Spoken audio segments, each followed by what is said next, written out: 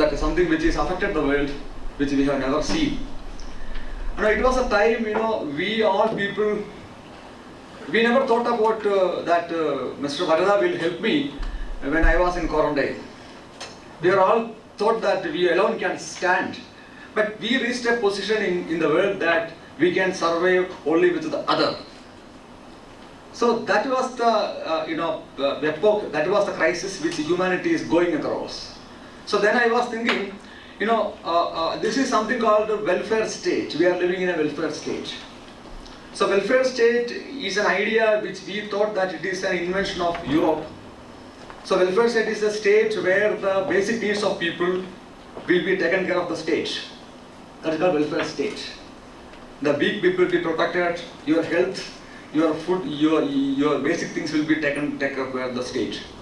So I was looking at what is the contribution of Sri Narayana Guru and Basaveshwara to strengthen the idea of welfare state. That was my interest of the paper, the presentation, and I titled it is Bharata Welfare State, Basaveshwara and Sri Narayana Guru. So when I was translating this Bharata in Google, as our respected Honorable Prime Minister told, we translated it into Indian welfare state, which I don't prefer. So Bharata, which is something which will make something very intimate for us. So I retained the title Bharata Welfare State, Narayana Guru and Basavana. See, there are three things which is necessary to have a welfare state. Number one, in a society, you should have a production. You should have a material production. People should work. Number two, the society should have a compassion, should be kindfulness, kayagam and karuna, compassion, mercifulness. Third one, society should not have any discrimination, equality. So these things are necessary to make a society welfare. Those state we call welfare state. First is kayagam, you should produce. You should have a development. Number two, you should have compassion. Because if I may create a lot of wealth by doing the activity, doing the hard work, as Basavana told, I have to work. When I work, I create more. What about the person who is in front of me? I should have mercifulness, compassion.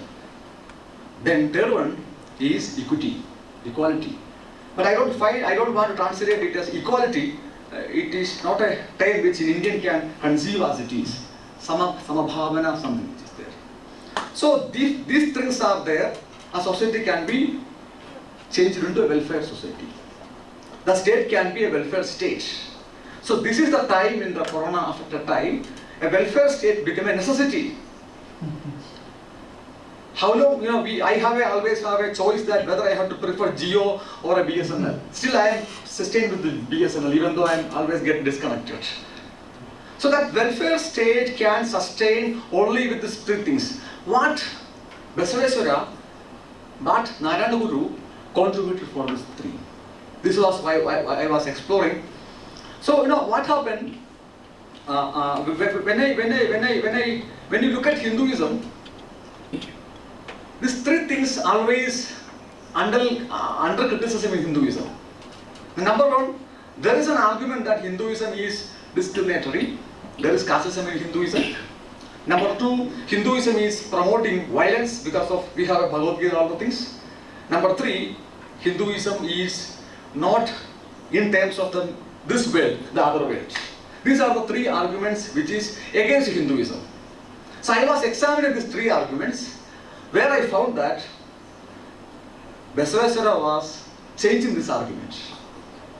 If you look at Basaveshwara, see, you can see that I read in Malayalam, ദയയില്ലാത്ത ധർമ്മമേതയ്യ ദയ തന്നെ വേണം സർവപ്രാണികളിലും ദയയാണ് ധർമ്മത്തിന് മൂലമയ്യ അങ്ങനെ അല്ലാത്തതൊന്നും സ്വീകരിക്കില്ല കൂടല സംഗമദേവൻ.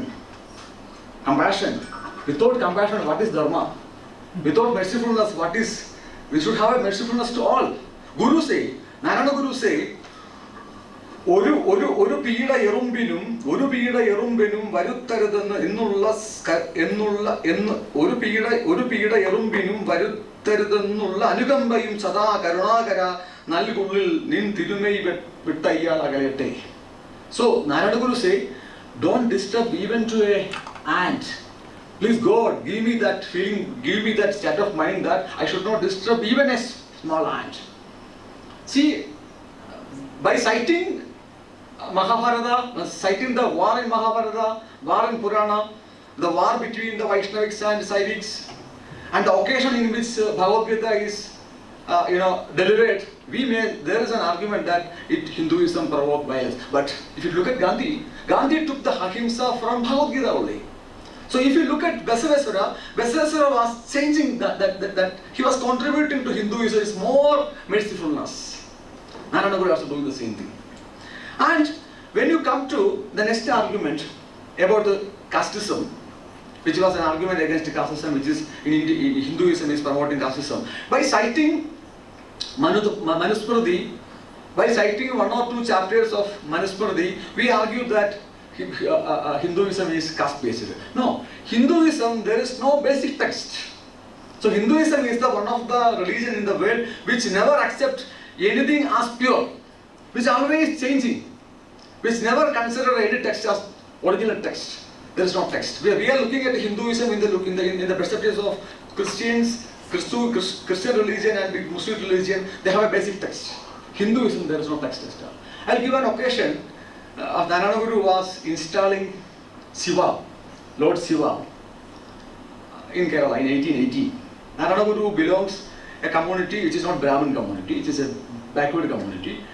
Then the people came there, they asked Narayana Guru, what right you have to install Shiva? Because you are not a Brahmin. Then Guru responded that very simply that I am not installing Brahmin Shiva. I am not installing Brahmin Shiva. See, the very idea of the Shiva is one of the major god in Hinduism. The very idea of the god itself is changed at all. It is not a Brahmin Shiva. It is our Shiva, our own Shiva. So what I am arguing is that every time this Hinduism is changing these ideas of God, it is always making reforming itself. So Basaveswara also same thing.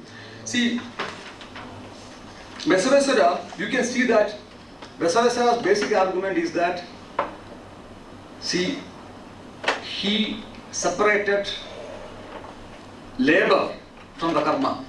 He said, it is not karma, it is kayaga. The moment you separate kayaga, the moment you replace kayaga, karma with kayaga, casteism gone. Indian casteism is not based on the employment, but employee. Because even though if you belong to a subaltern community, if you become the topmost position also, you will be discriminated. So when Basava say everybody should work, irrespective of the caste, any work, the moment the casteism, the very idea of casteism is deconstructed. That is the one of the argument. So the third one, when you talk about production, samruddhi, samaja samruddhi. See, there is an argument that the European argument that India is ascetic. Indian people are believing in the other world. They don't create more things. If you look at the history of the world production before British people came here, India was contributing 1/3 of the GDP of the world. It is 200 years British colonization exploited India. So what Basava, he is only the first philosopher in the world who argued for labor. You have to work. Kayageva kayasa. Work is heaven. So now this is what I am arguing is that I consider Basaveswara and Narayana Guru are Hindu saints. You may have a difference of opinion about that argument. I consider Narayana Guru and Basaveswara are Hindu saints.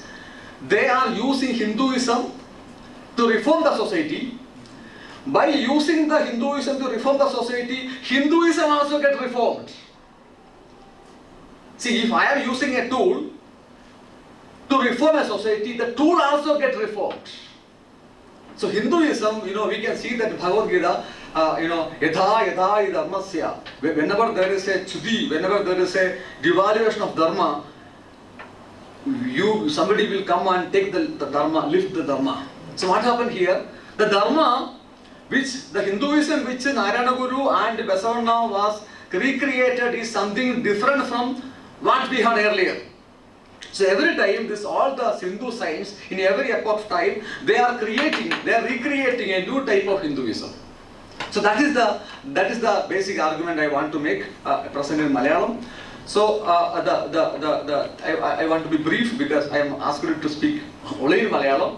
So since the people who are in front of me, the basic argument I want to make is that Basavana and Narayana Guru, who contributed to strengthening the welfare by making the society more productive, work-oriented, and by making the society more mercifulness, by making the society non-discriminatory. Therefore, so the way they reform the society, they reform the Hinduism also. But what happened now in India now? Almost all the religious organizations now stopped that activity. They entered into welfare activity.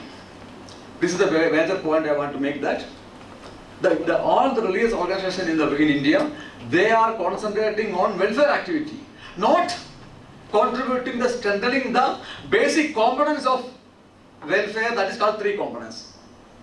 Strengthening the mercifulness of the people, strengthening the productive spirit of the people, strengthening the non-discriminatory component of society. This is the 3 points I want to make in this presentation.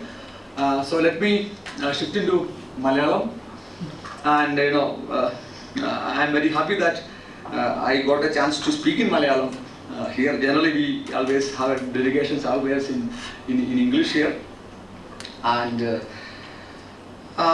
let me shift into Malayalam. എന്നെ കേൾക്കുന്ന കേരളത്തിലെ എൻ്റെ പ്രിയപ്പെട്ട നാട്ടുകാരെ, ഗുരുജനങ്ങളെ, വിദ്യാർത്ഥികളെ, വിദ്യാർത്ഥി സുഹൃത്തുക്കളെ, ഞാൻ ഇവിടെ സംസാരിക്കുന്നത് ദ്രാവിഡ സർവകലാശാലയിൽ ഞങ്ങൾ സംസാരിക്കുന്നത് ബസവേശ്വരയുടെയും നാരായണ ഗുരുവിൻ്റെയും ക്ഷേമരാഷ്ട്ര സങ്കല്പത്തെ പറ്റിയാണ്. പൊതുവെ ഞാൻ ഈ പ്രബന്ധത്തിൽ ഈ പ്രഭാഷണത്തിൽ 3 കാര്യങ്ങളാണ് പറയാൻ ഉദ്ദേശിക്കുന്നത്. ഒന്ന്, എന്താണ് ക്ഷേമരാഷ്ട്രം? ഒരു സമൂഹം ക്ഷേമരാഷ്ട്രമാകുന്നതിന് ആവശ്യമായ ഘടകങ്ങൾ ഏതൊക്കെയാണ്? ആ ഘടകങ്ങളോടുള്ള ഹിന്ദു മതത്തിൻ്റെ നിലപാട് എന്തായിരുന്നു? അല്ലെങ്കിൽ ആ ഘടകങ്ങളോടുള്ള ഹിന്ദു മതത്തിൻ്റെ നിലപാടിനെ പറ്റിയുള്ള തെറ്റിദ്ധാരണകൾ എന്തൊക്കെയായിരുന്നു? ആ ഘടകങ്ങളെ എങ്ങനെയാണ് നാരായണ ഗുരുവും ബസവേശ്വരയും പരിഷ്കരിച്ചത്? ഈ കാര്യങ്ങളാണ് ഞാൻ ഈ പ്രബന്ധത്തിൽ ഉദ്ദേശിക്കുന്നത്. ഒന്ന്,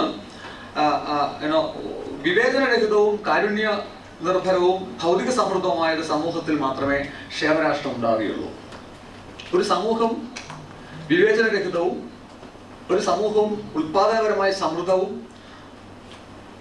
ഒരു സമൂഹത്തിൽ കാരുണ്യം ഉണ്ടെങ്കിൽ മാത്രമേ ആ സമൂഹത്തെ നിങ്ങൾക്ക് എന്തായി കഴിയുള്ളൂ? ക്ഷേമരാഷ്ട്രമാക്കാൻ കഴിയുള്ളൂ.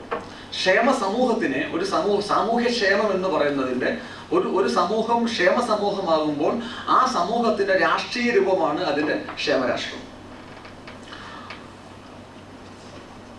അങ്ങനെ ഒരു ക്ഷേമരാഷ്ട്രം രൂപീകരിക്കണമെങ്കിൽ നമുക്ക് ഈ സമൂഹത്തിൽ ഈ ഘടകങ്ങളൊക്കെ ഉണ്ടായിരിക്കണം. പൊതുവെ നാമൊക്കെ വിശ്വസിക്കുന്നത് ക്ഷേമരാഷ്ട്രം എന്ന് പറയുന്നത് ഒരു യൂറോപ്യൻ സങ്കല്പനം ആണെന്നാണ് നമ്മുടെയൊക്കെ വിശ്വാസം. അതങ്ങനെയല്ല. ബ്രിട്ടീഷ് ഭരണം ഇന്ത്യയിൽ വരുന്നതിന് മുമ്പും ക്രൈസ്തവ മിഷണറിമാർ ഇന്ത്യയിൽ ചാരിറ്റബിൾ ആക്ടിവിറ്റി നടത്തുന്നതിന് മുമ്പും നമ്മുടെ നാട്ടിൽ ഈ തരത്തിലുള്ള ക്ഷേമസങ്കല്പനങ്ങൾ ഉണ്ടായിരുന്നു. പക്ഷെ അതിന് ഇത്തരത്തിലുള്ള രൂപഭാവങ്ങളോ ഇത്തരത്തിലുള്ള സ്ഥാപന സംവിധാനങ്ങളോ ഒന്നും ഉണ്ടായിരുന്നില്ല. ഇന്ത്യയെ ഒരു ക്ഷേമരാഷ്ട്രമാക്കുന്നതിന് വേണ്ടി ഉള്ള സംഭാവന, ഇന്ത്യൻ സമൂഹത്തിനെ ക്ഷേമരാഷ്ട്രത്തിലേക്ക് കൊണ്ടുപോകുന്നതിനുള്ള സംഭാവന ഇന്ത്യയിലെ സന്യാസി സമൂഹം ചെയ്തിരുന്നു. പക്ഷേ 200 വർഷം നീണ്ടുനിന്ന കൊളോണിയൽ ഭരണം നമ്മുടെ പലതും ബ്രേക്ക് ചെയ്യപ്പെട്ടു. ഈ നാട്ടിലുണ്ടായിട്ടുള്ള പല മൂവ്മെന്റുകളെയും പല നന്മകളെയും ബ്രേക്ക് ചെയ്തു. ഇവിടെ ഒരു പ്രധാനമായിട്ട് പറയാനുള്ളൊരു കാര്യം, നമ്മൾ പലപ്പോഴും ഉദ്ധരിക്കുന്ന ഒരു പുസ്തകം ജവഹർലാൽ നെഹ്റുവിൻ്റെ ഡിസ്കവറി ഓഫ് ഇന്ത്യ, ഇന്ത്യയെ കണ്ടെത്തലാണ്. അദ്ദേഹം പറയുന്നത് എല്ലാം നിയന്ത്രിക്കുന്ന ഒരു അമാനുഷിക കർത്തൃത്വത്തിലുള്ള മതങ്ങളുടെ വിശ്വാസം ഒരുതരം സാമൂഹ്യ നിരുത്തരവാദിത്വത്തിലേക്ക് മതങ്ങളെ നയിച്ചു. In India is a religious country where everybody believed that everything will be controlled by God. Therefore, everybody became irresponsible to society. This was the argument of Jawaharlal Nehru in the discovery of India. എല്ലാവരും ദൈവവിശ്വാസികളായതുകൊണ്ട് സമൂഹത്തിന്റെ പ്രശ്നങ്ങൾ ദൈവം പരിഹരിക്കുമെന്ന് വിശ്വസിച്ച് എല്ലാവരും കൈകഴുകി. ഇതാണ് ഇന്ത്യയെ പറ്റിയുള്ള നെഹ്റുവിന്റെ ധാരണ. ഇതെങ്ങനെയല്ല. We have to rediscover India. India Nehru എന്ത് ചെയ്തു? നെഹ്റു ഇന്ത്യയെ കണ്ടെത്തുക മാത്രം ചെയ്തു. നമ്മൾ എന്ത് ചെയ്യണം? നമ്മൾ ഇന്ത്യയെ റീഡിസ്കവർ ഇന്ത്യ. ഇന്ത്യയിലെ ഹിന്ദുമതത്തിൽപ്പെട്ടിട്ടുള്ള ഈവൻ വ്യാസൻ മുതൽ ഇങ്ങേയറ്റം അമൃതാനന്ദമയി വരെയുള്ള സന്യാസി സമൂഹത്തിന്റെ സംഭാവനകൾ നോക്കിക്കഴിഞ്ഞാൽ എല്ലാ സന്യാസി സമൂഹങ്ങളും സമൂഹത്തിനെ സേവിക്കുകയായിരുന്നു. എല്ലാവരും നമ്മുടെ സന്യാസി സമൂഹങ്ങളുടെ പ്രത്യേകത എല്ലാവരും സമൂഹത്തിന് സംഭാവന ചെയ്യുകയായിരുന്നു. ഒരു പക്ഷേ ജവഹർലാൽ നെഹ്റു ബസവണ്ണയെയും നാരായണ ഗുരുവിനെയും പഠിച്ചിരുന്നുവെങ്കിൽ നെഹ്റു ഇങ്ങനെയുള്ള ആർഗ്യുമെന്റ് പറയില്ല. നമ്മുടെ ഇന്ത്യൻ സന്യാസി സമൂഹം ഇന്ത്യൻ സമൂഹത്തിന് വേണ്ടി നടത്തിയിട്ടുള്ള പരിവർത്തന പ്രക്രിയയെ പറ്റി നെഹ്റു പഠിച്ചിരുന്നെങ്കിൽ ഇങ്ങനെ നിരീക്ഷണം നെഹ്റു പറയില്ല. നമുക്ക് നെഹ്റുവിനെ തിരുത്താം.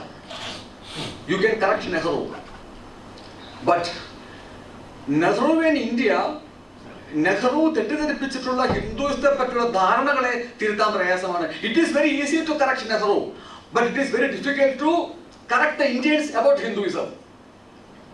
Our mind is highly colonized. നമ്മൾ ഹിന്ദുയിസത്തെ പറ്റി മനസ്സിലാക്കിയത് ഒരു കൊളോണിയൽ കാഴ്ചപ്പാടിലാണ്. അതുകൊണ്ട് പ്രത്യേകിച്ചും Nadkarni is one of the great scholars from Karnataka. അദ്ദേഹം എഴുതിയ ഹിന്ദുയിസം ഇൻ ഗാന്ധിയൻ പെർസ്പെക്റ്റീവ് പുസ്തകമുണ്ട്.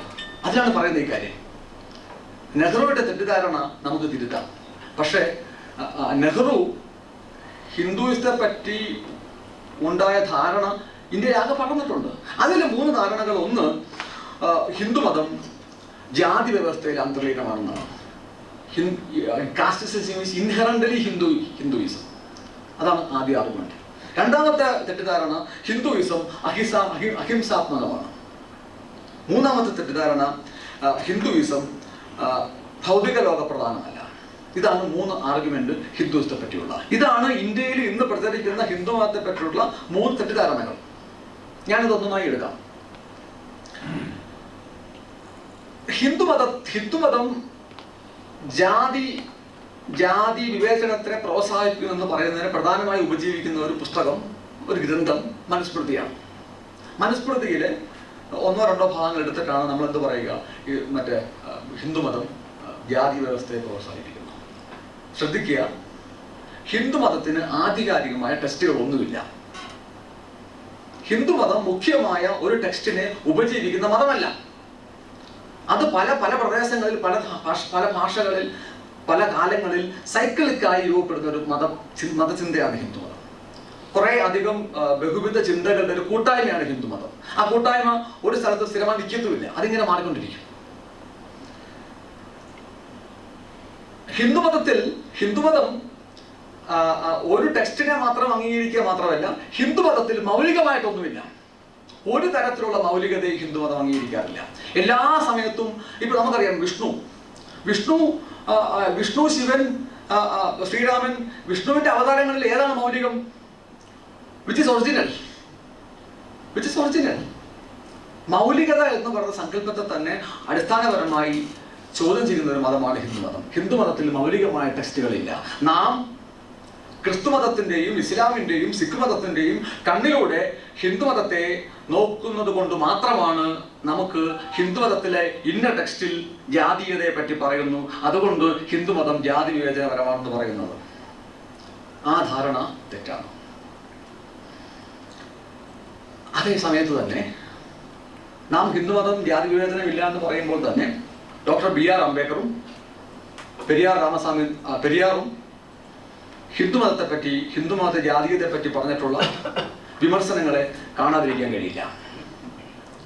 ഇന്ത്യ കണ്ട ഏറ്റവും സൂക്ഷ്മസാലുവായുള്ള, ഏറ്റവും പ്രതിബദ്ധതയുള്ള സയൻറ്റിസ്റ്റാണ്, സാമൂഹ്യ ശാസ്ത്രജ്ഞനാണ് doctor B R Ambedkar.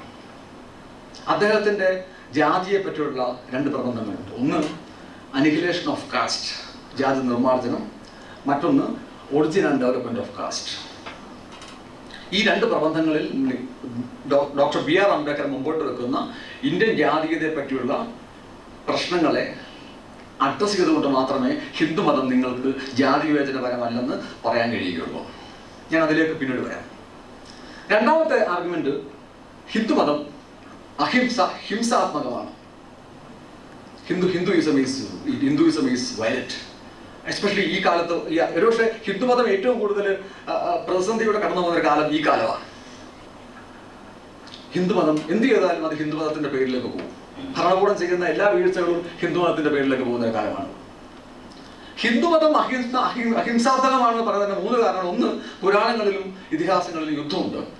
രാമായണത്തിലും മഹാഭാരതത്തിലും യുദ്ധമുണ്ട്. Bhagavad Gita ഉപദേശിക്കപ്പെട്ടത് ഒരു യുദ്ധ സാഹചര്യത്തിലാണ്. യുദ്ധം ചെയ്യാൻ മടിച്ചിരുന്ന അർജുനനെ പ്രകോപിപ്പിക്കുന്ന ഒരു ഗ്രന്ഥമാണ് ഭഗവത്ഗീത. ഭഗവത്ഗീത ഉദ്ധരിച്ചുകൊണ്ടാണ് പലപ്പോഴും ഹിന്ദുമതം ഹിന്ദുമതം ഹിംസാത്മകമാണെന്ന് പറയുന്നത്. ഒരു പക്ഷേ ഭഗവത്ഗീതയെ പറ്റി മൗദൂദി എന്ന് പറയുന്നത് പക്ഷേ ഈ തലമുറയിലെ ആൾക്കാർ കേൾക്കാൻ വഴിയില്ല. മൗദൂദി ഇന്ത്യൻ ജമാഅത്തി പ്രസ്ഥാനത്തിന്റെ സ്ഥാപകനാണ്. ലാഹോറിൽ ഇന്ത്യ പാകിസ്ഥാൻ വിഭജനത്തിലേക്ക് പോകുന്നതിന് മുമ്പുള്ള കാലത്ത് മൗദൂദി എഴുതിയ ലേഖനമാണ് Bhagavadgita is the manifesto of war. ഒരു പക്ഷേ നമ്മളൊക്കെ തെറ്റിദ്ധരിച്ചിരിക്കുകയാണ്. നമ്മളൊക്കെ ഭഗവത്ഗീത മനസ്സിലാക്കുന്നത് ഗീതയെ പറ്റിയുള്ള യൂറോപ്യൻ കാഴ്ചപ്പാട്, ഗീതയെ പറ്റിയുള്ള മൗദൂദി കാഴ്ചപ്പാടാണ്. ആ കാഴ്ചപ്പാടിലാണ് ഭഗവത്ഗീത ഹിംസയെ പ്രോത്സാഹിപ്പിക്കുന്നു എന്ന് പറയുന്നത്. നിങ്ങൾ ഗാന്ധിയോട് ചോദിക്കൂ, you ask Gandhi, what is the source of your non violence? Gandhi, എനിക്ക് സംശയമില്ല, I don't have any doubts. If you ask Gandhiji what is the source of your non violence, Gandhiji പറയും, എനിക്ക് സംശയമില്ല, ഇത് അനാസക്തിയാണ്, നിഷ്കാമകർമ്മം. അനാസക്തനായ ഒരാൾ നിഷ്കാമത്വത്തിന്റെ തലം പ്രാപിക്കുവാൻ നിശ്ചയമായും അഹിംസ ആചരിക്കേണ്ടതുണ്ട്. ഭഗവത്ഗീതയിലെ അവസാന അധ്യായമായ നിഷ്കാമകർമ്മത്തെ പറയുന്ന ഭാഗത്താണ് ഗാന്ധിജിയുടെ അഹിംസയുടെ സോഴ്സ്. ഗാന്ധിജിയുടെ അഹിംസയുടെ ഉറവിടം ഭഗവത്ഗീതയാണ്. If Gita is the source of Gandhi's non-violence, how can you say that Gita is violent? Gita promotes violence. അതുകൊണ്ട് ഇനി നമുക്ക് നോക്കാം, ഈ ഒരു പക്ഷേ അങ്ങനൊരു വയലൻസ് ഹിന്ദു സമൂഹത്തിലുണ്ടെങ്കിൽ പോലും നിങ്ങൾ ഗുരുവിലേക്ക് വരുമ്പോൾ, നാരായണ ഗുരുവിൻ്റെ ഒരു പക്ഷേ ഞങ്ങൾ കേരളത്തിൽ പലപ്പോഴും Kerala is someday you can see a political violence. You can see in number of violence. Last time there was a violence. അപ്പം ഞാൻ പലപ്പോഴും ഫേസ്ബുക്കിലൊക്കെ പോട്ട് ചെയ്യുന്നത് ഗുരുവിൻ്റെ ഈ പദ്യമാണ്. ഒരു പീഡ എറുമ്പിനും വരുത്തരുതെന്നുള്ള അനുകമ്പയും സദാ കരുണാകര നൽകുള്ളിൽ നിൻ തിരുമൈ വിട്ടകലാത ചിന്തയും മാനിഷാദ. ഗുരു പറയുന്നത്, നിങ്ങൾ ഒരു ഉറുമ്പിന് പോലും, കരുണാകരനായ ഭഗവാനെ, ഒരു എറുമ്പിന് പോലും ഒരു പീഡയും വരുത്തരുത് എന്നുള്ള അനുകമ്പയും സദാ നിന്റെ ഓർമ്മയും മനസ്സിലുണ്ടാകണേ. ഹിന്ദു സന്യാസിയാ ഗുരു പറയുന്നത് എന്താണ്? ഒരു ഉറുമ്പിനെ പോലും, not even to disturb a ant. അങ്ങനെയുള്ള ഒരു മതം എങ്ങനെയാണ് violence? How can it can be provoke violence? And if you take it ബസവയെ നോക്കുകയാണെങ്കിൽ, ദയയില്ലാത്ത ധർമ്മം ഏതയ്യ? ദയ തന്നെ വേണം സർവപ്രാണികളിലും, ദയയാണ് ധർമ്മത്തിന്റെ മൂലമയ്യ. അങ്ങനെ അല്ലാത്തതൊന്നും സ്വീകരിക്കില്ല ആര്? കൂടല സംഗമദേവൻ. കമ്പാഷൻ. ഹിന്ദുമതത്തിൽ കാരുണ്യം കൊണ്ട് നിറയ്ക്കുകയായിരുന്നു ഈ സന്യാസി പരമ്പരകളെല്ലാം. ഒരു ഭഗവത്ഗീതയെ മാത്രം ചൂണ്ടിക്കാട്ടിക്കൊണ്ട്, ഒരു ഭഗവത്ഗീതയുടെ ഒരു വ്യാഖ്യാനത്തെ മാത്രം ചൂണ്ടിക്കാട്ടിക്കൊണ്ട് നിങ്ങൾ പറയുകയാണ് ഹിന്ദുമതം എന്താണ്? വയലന്റ് ആണ്, ഹിന്ദുമതം ഹിംസാത്മകമാണ്. അത് ശരിയല്ല. നാരായണ ഗുരുവും ബസവയും എല്ലാം ഹിന്ദുമതത്തിനെ എല്ലാ സമയത്തും അഹിംസാത്മകമാക്കിക്കൊണ്ടിരിക്കുകയായിരുന്നു. മറ്റൊരു പ്രധാന argument, the other basic argument is Hindu മതം ഈസ് അതർ വേൾഡിലി. പ്രത്യേകിച്ചും ഞങ്ങളൊക്കെ ഈ അക്കാഡമിക്സിൽ വർക്ക് ചെയ്യുന്ന ആൾക്കാരൊക്കെ എപ്പോഴും ഉപയോഗിക്കുന്ന ഒരു പുസ്തകം മാക്സ് വെബറുടെ പ്രൊട്ടസ്റ്റന്റ് സ്പിരിറ്റ് ഓഫ് ക്യാപിറ്റലിസം പുസ്തകമുണ്ട്.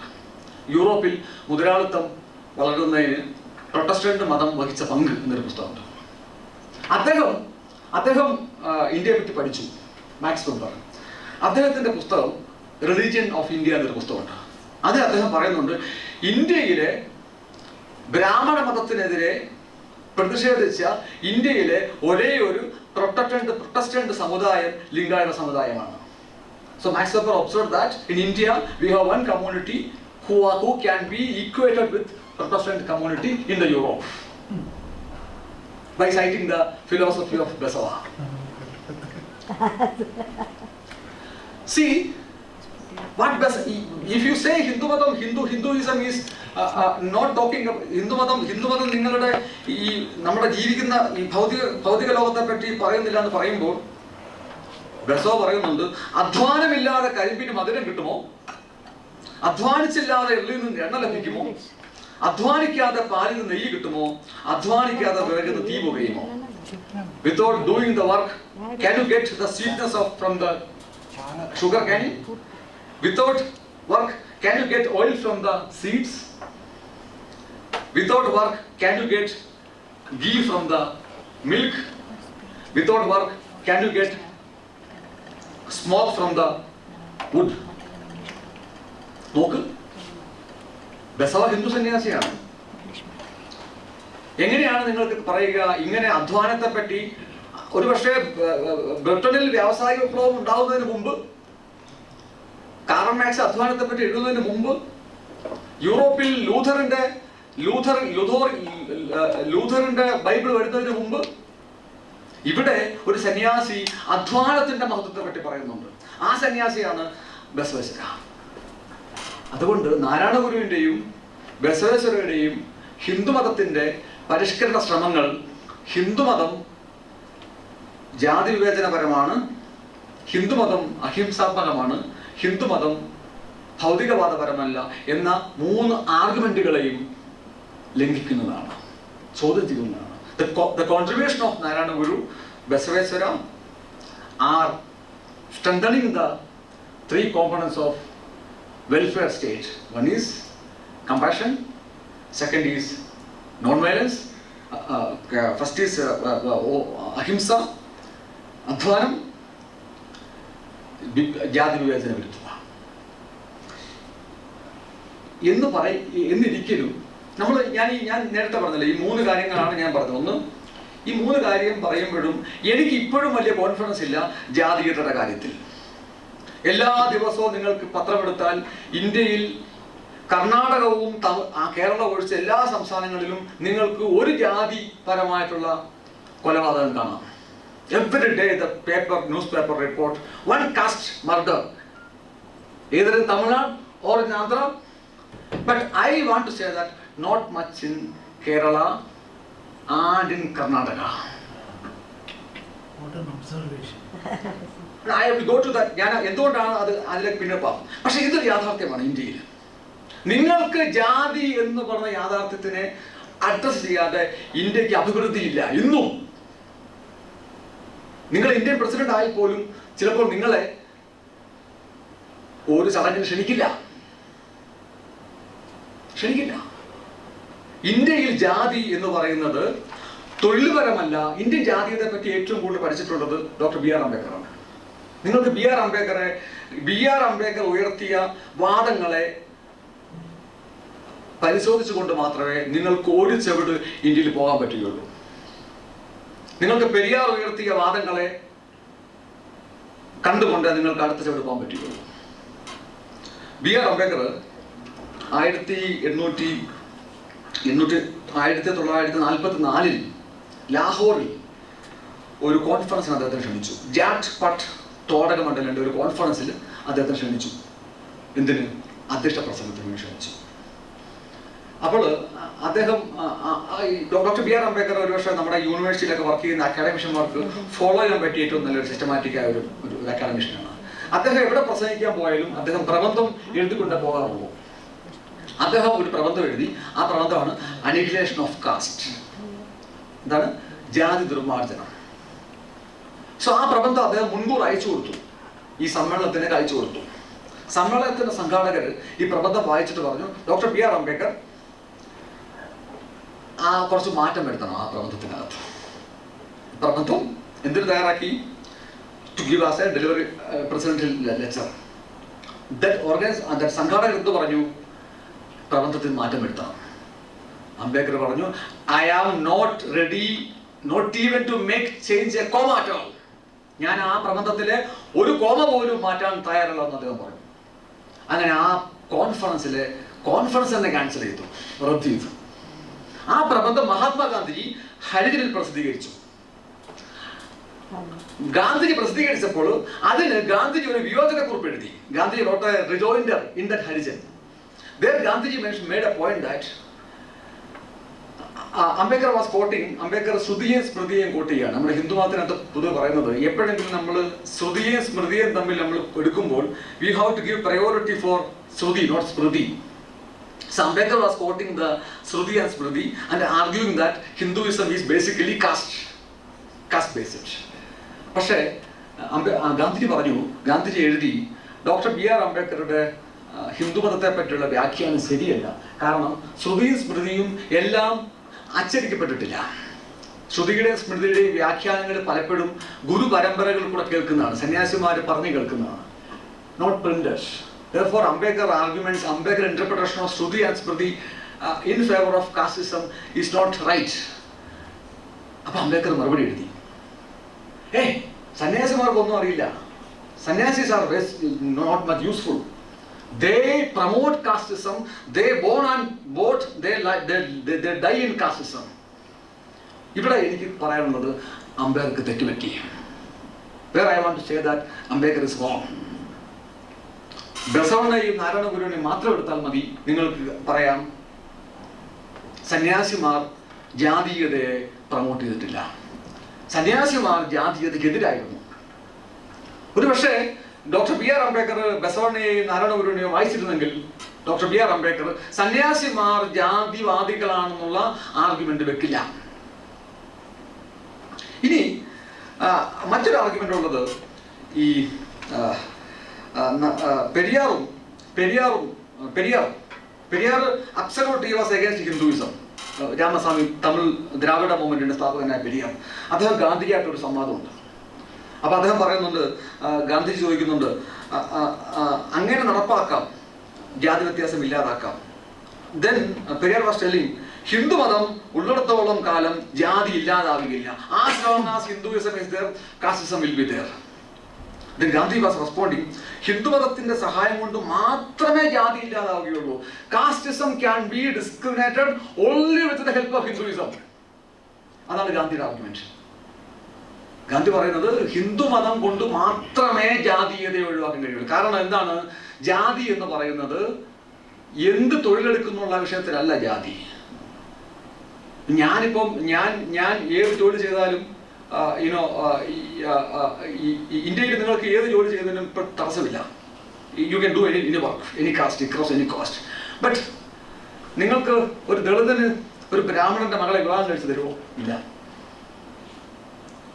In India now, casteism is not based on the employment, but employee. What you are doing is not a parameter. നിങ്ങൾ എന്ത് ചെയ്യുന്നു എന്നുള്ളതല്ല മാനദണ്ഡം, നിങ്ങൾ എവിടെ ജനിച്ചു എന്നുള്ളതാണ്. ഹിന്ദുമതത്തിൽ ജാതീയത സാംസ്കാരികമായി സങ്കേതനം ചെയ്യപ്പെട്ടിരിക്കുന്നു. That casteism is culturally encoded. ഉൽപാദനപരമല്ല. നിങ്ങൾ എന്ത് ചെയ്യുന്നു, നിങ്ങൾ എന്ത് ഏൺ ചെയ്യുന്നു, നിങ്ങൾ എത്ര സമ്പന്നനാണ്, അതൊന്നും അല്ല ജാതീയതയുടെ വിഷയം. ജാതീയതയുടെ വിഷയം എന്താണ്? സാംസ്കാരികമായി സങ്കേതനം ചെയ്യപ്പെട്ടിരിക്കുന്നു. സാംസ്കാരികമായ സങ്കേതനം ചെയ്യപ്പെട്ടതിനെ നിങ്ങൾക്ക് എങ്ങനെ മാറ്റാൻ കഴിയും? In the front of the God, everybody is equal. Only in the front of the God, everybody is equal. ദൈവത്തിന്റെ മുന്നിൽ മാത്രമേ ഉള്ളൂ എല്ലാവരും തുല്യരാവുക. If I am going to the President of India, I am not equal. If myself and my Vice Chancellor Madam goes to meet the President of India, we are not equal. But if we both of us go to the Ganapati temple, there we are equal. അതാണ് ഗാന്ധിജി പറഞ്ഞത്. ഹിന്ദു മതത്തിന് മാത്രമേ ഇന്ത്യയിൽ ജാതീയതയെ പരിഹരിക്കാൻ കഴിയുള്ളൂ. നമുക്ക് രണ്ട് മാർഗങ്ങളുള്ളൂ. ഒന്നുകിൽ പെരിയാർ പറഞ്ഞ മാതിരി മൊത്തം ഹിന്ദു മതം ഉപേക്ഷിക്കുക, അല്ലെങ്കിൽ എന്താ അപ്പോൾ ജാതീയത പോകും. അല്ലെങ്കിൽ എന്താണ്, ഹിന്ദു മതത്തിന് ഗാന്ധി പറഞ്ഞ വഴിയെ ഉപയോഗിക്കുക. നിങ്ങൾ നോക്കുക, ഒരു പക്ഷേ ഇന്ത്യയിൽ ഏറ്റവും കൂടുതൽ ജാതി വിരുദ്ധ സമരം നടന്ന സ്ഥലം തമിഴ്നാടാണ്. Tamil Nadu is the state where we have seen a radical anti-caste movement. What happened there? Is any Dalit can marry a upper caste in Tamil Nadu now? Impossible. But you look at Kerala. I am an intercaste marriage. There was no problem to me, except the making money to marry. You look at Karnataka. I don't think that is there any but something called Kapu Panchayat is there in all over India. You can see the day before yesterday I have seen that somebody was killed because of he married a girl, Hindu, first place Hindu. പക്ഷേ ഹിന്ദു മതത്തിന് മാത്രമേ എന്ത് ചെയ്യാൻ കഴിയുള്ളൂ, ഇന്ത്യയിലെ ജാതി വിവേചനം ഒഴിവാക്കാൻ പറ്റുകയുള്ളൂ. അതാണ് നാരായണ ഗുരുവും ബസവണ്ണയും ചെയ്തത്. ഗാന്ധിജി, ഒരുപക്ഷെ ഗാന്ധിജി, എനിക്ക് തോന്നുന്നില്ല ഗാന്ധിജി ബസവണ്ണയെ പറ്റിയോ, ഗാന്ധിജി ഗുരുവിനെ കണ്ടിട്ടുണ്ടോ, ബസവണ്ണയെ പറ്റി എത്രമാത്രം ഗാന്ധിജി മനസ്സിലാക്കിയിട്ടുണ്ടെന്ന് എനിക്കറിയില്ല. സാർ ഒരുപക്ഷെ നോക്കാവുന്നതാണ്. You can see that how much Gandhiji is aware about Basavanna. See, you see what is the reform in Hinduism? So you will always look at what is the reform in Hinduism. Yada yada hi dharmasya glanirбhavati bharata abhyuthana madharmasya tadatmagnam sijamihim. എപ്പോഴാണോ ധർമ്മത്തിന് ചുറ്റി ഉണ്ടാകുന്നത് അപ്പോൾ എന്ത് ചെയ്യും, അവതരിക്കും. എന്തിന്? ധർമ്മം സ്ഥാപിക്കുവാൻ. This is called അവതാരം. I don't know what is the word for in Telugu and Kannada. Avadaram. What is the meaning of avadaram? Yeah. Avadaram means come down. Come down. Whenever there is a degeneration of dharma in a society, somebody will come down to lift dharma. Nobody is coming from the other world. It is among us. Sir told me to inspire. Sir told me to inspire. Out of the thousands people, one guy will be emerge and he will inspire. He will come up. He will reach the level of a spirituality. From there, he come down to help these people, to lift the people. That is called yatha yatha dharmasya. അതങ്ങനെയാണ്. പക്ഷേ there is a problem. There is an issue. ഇവർ നിർമ്മിക്കുന്ന ധർമ്മം പഴയ ധർമ്മം അല്ല. So whenever there is a degeneration of dharma, somebody will come and save dharma. But what they create is a new dharma, not the old dharma. Hinduism അങ്ങനെയാണ്. ഹിന്ദുയിസത്തില് നിങ്ങൾ പഴയ ധർമ്മത്തെ അല്ല പുനഃസ്ഥാപിക്കുന്നത്. രാമൻ പുനഃസ്ഥാപിക്കുന്നത് കൃഷ്ണന്റെ ധർമ്മത്തെ അല്ല. Every social reformer is creating new dharma. എല്ലാ സാമൂഹ്യ പരിഷ്കർത്താക്കളും ചെയ്യുന്നത് എന്താണ്? ഒരു പുതിയ ധർമ്മത്തെയാണ്, പുതിയ ഹിന്ദു ധർമ്മത്തെയാണ് പുനഃസ്ഥാപിക്കുന്നത്. അതാണ് ബസവാചാരി ബസവണ്ണയും ഞാനതുപോലും ചെയ്തത്. നോക്ക് ബസവണ്ണ പറഞ്ഞു നോക്ക്. പക്ഷേ കർണാടക സമൂഹം കടന്നുപോയ ഏറ്റവും മോശപ്പെട്ട കാലത്താണ് ബസവണ്ണ വരുന്നത്. അദ്ദേഹം പറഞ്ഞത് ഞങ്ങൾക്ക് ഏറ്റവും കൂടുതൽ കഷ്ടം തോന്നുന്ന അവസ്ഥ കർണാടകത്തിൽ പോകുമ്പോൾ നിങ്ങൾ കാണുന്ന ഹംപി ക്ഷേത്രങ്ങളാണ്. ഇത്രയും how much money you people spend to make this much big temples. എത്രയോ പണമാണ് ചെലവാക്കിയിട്ടുള്ളത് ഹംപി പോലുള്ള വലിയ ക്ഷേത്രങ്ങൾ ഉണ്ടാക്കാൻ വേണ്ടി. കർണാടക സമൂഹം അത്തരത്തിലുള്ള വലിയ ക്ഷേത്രങ്ങളും ഒക്കെ ഉണ്ടാക്കിയ കാലത്താണ് ബസവ ഉണ്ടാവുന്നത്. അത് എന്ത് പറയുന്നു? ഉള്ളവർ ശിവാലയം പണിതു. Those who are rich made Shiva temple. ഞാൻ എന്ത് ചെയ്യും? ദരിദ്രനയ്യ. What I am do? I am a poor man. ഞാൻ എൻ്റെ കാൽ തന്നെ തൂണ്. I make my leg as the pillar of temple. ദേഹം തന്നെ ദേവാലയം. My body is the temple. ശിരസ് പോൽ താഴികക്കുടമയ്യ. My head is the താഴികക്കുടം. കുടല Deva. See here, instead of making the temple, ശരീരം തന്നെ ക്ഷേത്രമായി മാറുകയാണ്. താൻ തന്നെ ദൈവമായി മാറുകയാണ്. He himself is changing as a god. ഇനി ഗുരു പറയുന്നുണ്ട്, നോക്ക്, ബസവണ്ണയും നാരായണ ഗുരുവും ഞാൻ നേരത്തെ പറഞ്ഞ മാതിരി ആധ്യാത്മികതയുടെയും സ്പിരിച്വാലിറ്റിയുടെയും ഏറ്റവും ഉന്നതമായ തലത്തിൽ ഇരിക്കുമ്പോഴും ദേ ആർ കമ്മിങ് ഡൗൺ. നാരായണഗുരുവിൻ്റെ ഒരു കഥയുണ്ട് കേട്ടോ, ആ കഥ ഞാൻ പറയാം. Narayana Guru, the idea of moksha, how Narayana Guru treat the idea of moksha.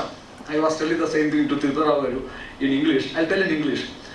Narayana Guru ഇങ്ങനെ യാത്ര ചെയ്തൊരു വീട്ടിൽ എത്തിക്കഴിഞ്ഞപ്പോൾ there is a jackfruit tree in front of a house. He looking at the jackfruit tree, no jackfruit at all. Then the house owner came outside. And then he told Guru, last year also there was a number of jackfruits were in the jackfruit tree. Ippudu there is no jackfruit at all. This year there is no jackfruit at all. Last year, Guru, I have donated lot of jackfruits to many people. Last year I have donated. Last year I have given a lot of jackfruit as to donation to many people. And Guru was telling, oh, if you have given lot of jackfruits as donation last year, the jackfruit tree must have been go to moksha. Therefore there is no jackfruit this year.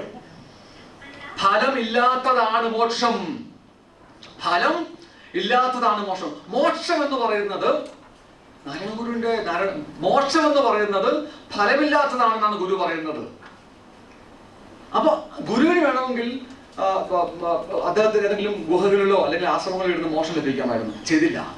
ഒരു പക്ഷേ ബസവണ്ണയ്ക്കും മോക്ഷം ലഭിക്കാമായിരുന്നു, ചെയ്തില്ല.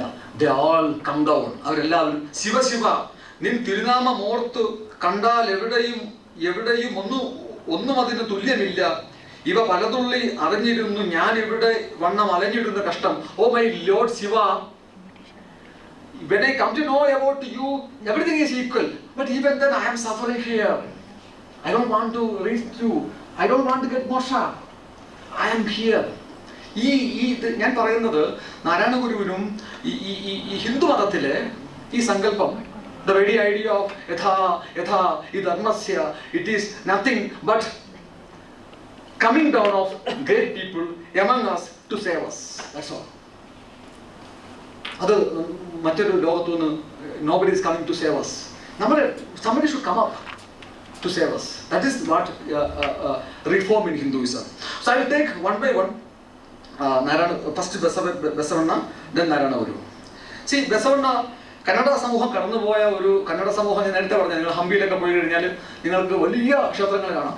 കന്നഡ സമൂഹത്തിലെ ഹിന്ദുമത ആചാരങ്ങൾ ഉള്ളടക്കം നഷ്ടപ്പെട്ട് കേവലം ചടങ്ങുകളായി മാറിയ കാലത്താണ് ബസവണ്ണ ജനിക്കുന്നത്.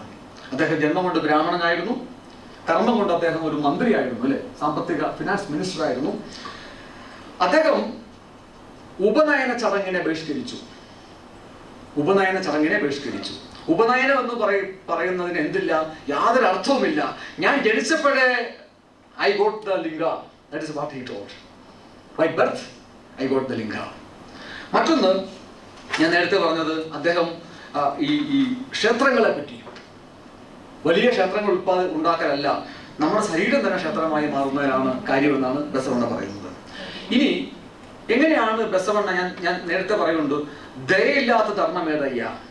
ബസവണ്ണ സമൂഹത്തിൽ കാരുണ്യം നിറയ്ക്കുകയായിരുന്നു. നമുക്ക് ബസവണ്ണയുടെ വചനങ്ങൾ നോക്കിക്കഴിഞ്ഞാൽ നിങ്ങൾ you can see a number of lines, number of vachana about mercifulness. I got surprised to see that. The number of words of vajanas about compassion, mercifulness. This is the typical nature of Basavanna. He was filling the society around him with compassion, with mercifulness. That is, അതെന്തിന് ആവശ്യമാണ്? ഒരു സമൂഹം ക്ഷേമരാഷ്ട്രമാകുന്നതിന് എന്തുണ്ടാവണം? അവിടെ കാരുണ്യം ഉണ്ടാവണം. ഇനി I told equality. എങ്ങനെയാണ് ബസവണ്ണ സമത്വത്തെ പറ്റി പറഞ്ഞത്? നിലം ഒന്ന് തന്നെ അസ്പൃശ്യരുടെ ചേരിക്കും ശിവാലയത്തിനും, ജലം ഒന്ന് തന്നെ ശൗചാചമത്തിന്, കുലം ഒന്ന് തന്നെ താൻ തന്നെ അറിഞ്ഞവന്, ഫലം ഒന്ന് തന്നെ ക്ഷബ്ദർശന മുക്തിക്ക്, നിലം ഒന്ന് തന്നെ കൂടല സംഗമദേവ. ഇത് ഒരു പക്ഷേ land is same for both those who are Untouchables and Hoover it is. Basavanna തന്റെ സമൂഹത്തിനെ കാരുണ്യം കൊണ്ട് നിറയ്ക്കുകയായിരുന്നു, ദയ കൊണ്ട് നിറയ്ക്കുകയായിരുന്നു. ബസവണ്ണ സമൂഹത്തിലെ വേർതിരിവുകളെ, വിവേചനത്തിനെ ഒഴിവാക്കുമായിരുന്നു. വണ്ണസ് കൊണ്ട് അറിയുന്നവനിൽ ഉണർന്ന സമഭാവന, ആ സമഭാവനയാണ്, സമാജഭാവനയാണ് ബസവണ്ണയെ ആ കാലത്തിന്റെ റിഫോമറാക്കിയത്. ഇനി കമ്പാഷനായി, ദയ നിറച്ചു, ഈക്വാലിറ്റി ഉണ്ടായി. ഇനി എന്താണ്? ഇവിടെയാണ് ഒരു പക്ഷേ ബസവണ്ണയുടെ സംഭാവനകളിൽ ഏറ്റവും റാഡിക്കലായ, the most radical change Basavanna made to reform Hinduism is his theory of kayaka. അധ്വാനമില്ലാതെ കരിമ്പിന് മധുരം കിട്ടുമോ? അധ്വാനിച്ചല്ലാതെ എള്ളിന് എണ്ണ ലഭിക്കുമോ? അധ്വാനിക്കാതെ പാലിന് നെയ്യ് കിട്ടുമോ? അധ്വാനിക്കാതെ വിറകുന്ന ദീപ് കഴിയുമോ? ഇന്ത്യൻ തിയറി ഓഫ് വർക്ക് പ്രകാരം, ഇന്ത്യൻ കർമ്മ പ്രകാരം ബ്രാഹ്മണന്റെ കർമ്മം എന്താണ്? പൂജിക്കുക. ക്ഷത്രിയന്റെ കർമ്മം യുദ്ധം ചെയ്യുക. വൈശ്യന്റെ കർമ്മം കച്ചവടം ചെയ്യുക. ശൂദ്രന്റെ കർമ്മം ശൂദ്രന്റെ അന്നത്തെ ജോലി ചെയ്യുക എന്നുള്ളതാണ്. ഇത് കർമ്മമാണ്. ബസവണ്ണ പറഞ്ഞു എല്ലാവരും എല്ലാം ചെയ്യാം. There is no specific job is marked for anybody. കായകേവ, ആദ്യം അദ്ദേഹം പറഞ്ഞു കായകേ കൈലാസം. First he told my body is the heaven. Then next is kayakeva kailasam. What body does, that is the heaven. First he made his body is heaven. Kayake kailasam. Maybe if I make mistake, you have to correct me. Kannada. Kayave kailasa. Kayave kailasa. Next is kayakave kailasa. Kayakave kailasa. പക്ഷെ പ്രശ്നമുണ്ട്. ഇന്ത്യയിലെ കർമ്മസ്ഥാന പ്രകാരം കർമ്മണ്യേവ അധികാരസ്ഥേ മാഫലേഷു കഥാചന. ഒരു പ്രശ്നമുണ്ട്. നിങ്ങൾ ക്ഷത്രിയൻ ബ്രാഹ്മണൻ പൂജ ചെയ്യുന്നത് ഫലം പ്രതീക്ഷിക്കരുത്. Don't expect any return from your work. As a vice chancellor, madam is serving us. Don't expect anything from anything. But Basava is telling, no, you have to expect. In the karma, don't expect anything. But in Kayaga, you have to expect the return. Return kavali. What is return? Samruddhi. കൃഷി ചെയ്ത് ആഹാരത്തിന് അരിയില്ലാതിരുന്നാൽ കൃഷി എന്ന അധ്വാനം എന്തിന്? കൃഷി ചെയ്ത് ആഹാരത്തിന് അരിയില്ലാതിരുന്നാൽ കൃഷി എന്ന അധ്വാനം എന്തിന്? If I am doing the work for cultivation, if I am not getting food, what is the meaning of my work?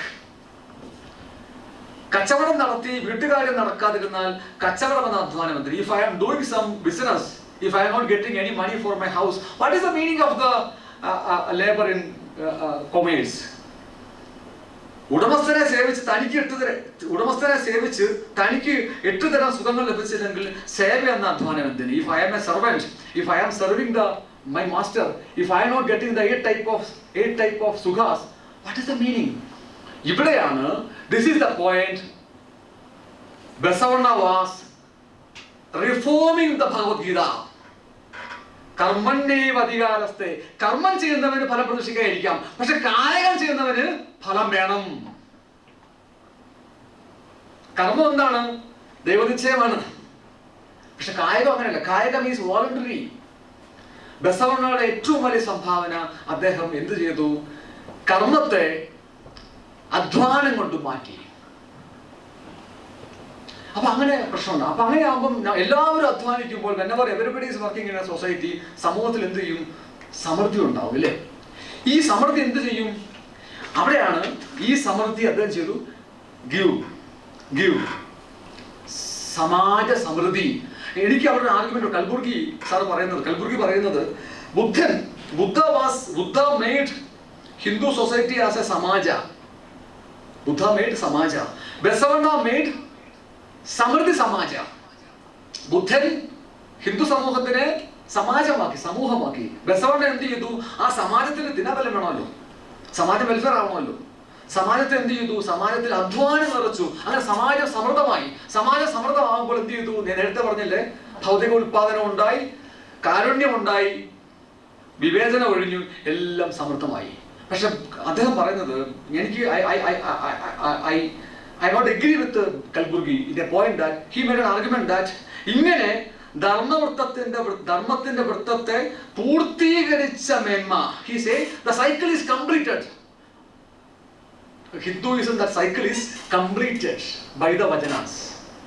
Buddha made Samaja, Basavana made Samaja Samruddha. Cycle is over. I don't agree with that. Hinduism, no cycle is completed. Hindu മതത്തിൽ ഒരു സൈക്കിളും പൂർത്തീകരിക്കത്തില്ല. ഒരു cycle പൂർത്തീകരിക്കുന്ന മുമ്പ് അടുത്ത ഉണ്ടാവും. നമുക്കറിയാം മഹാഭാരത യുദ്ധത്തിന്റെ അന്ത്യം എന്താണ്? എന്തെങ്കിലും if there any meaning is conveyed by Mahabharata Yuddha end? No. Hinduism will never complete any cycle completed. Next cycle will start. ഹിന്ദുമതം അങ്ങനെ ഹിന്ദുമതം എന്ന് നിന്ന് പോയത്. ഹിന്ദുമതം ക്രിസ്തുമതമോ ഇസ്ലാമോ പോലെ ഒരു ലീനിയർ അല്ല. ആ സൈക്ലിക് ഒരിക്കലും പൂർത്തീകരിക്കത്തില്ല. അടുത്ത കാലത്തേക്ക് തുറന്നു വെക്കും. അവിടെയാണ് ഗുരു വരുന്നത്. അവിടെയാണ് ആരാണ് ഗുരു വരുന്നത്. അതുകൊണ്ട് കൽബുർഗി ബസവണ്ണെ പറ്റി പറഞ്ഞത്, ബസവ മതം ഹിന്ദുമതത്തിലെ ബുദ്ധൻ ഹിന്ദുമതത്തെ സമാജമാക്കി, ബുദ്ധൻ ഹിന്ദുമതത്തെ സമൂഹമാക്കി, ബുദ്ധൻ സമൂഹത്തെ നിർമ്മിച്ചു. സംഘം ശരണം ഗച്ഛാമി. ബസവണ്ണ എന്ത് ചെയ്തു?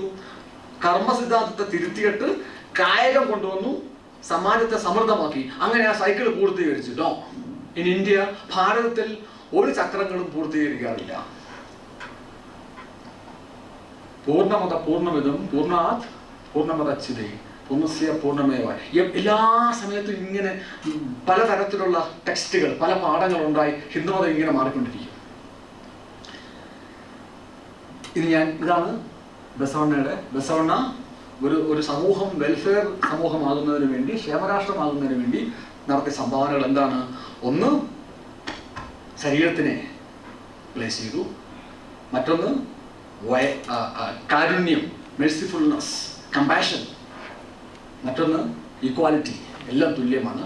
ഏറ്റവും പ്രധാനപ്പെട്ട സംഭാവന അദ്ദേഹം ഇന്ത്യൻ കർമ്മ സിദ്ധാന്തത്തിനെ തിരുത്തിയിട്ട് കായിക സിദ്ധാന്തം കൊണ്ടുവന്നു. അങ്ങനെ തിരുത്തിയപ്പോൾ ഭഗവത്ഗീതയും തിരുത്തപ്പെട്ടു.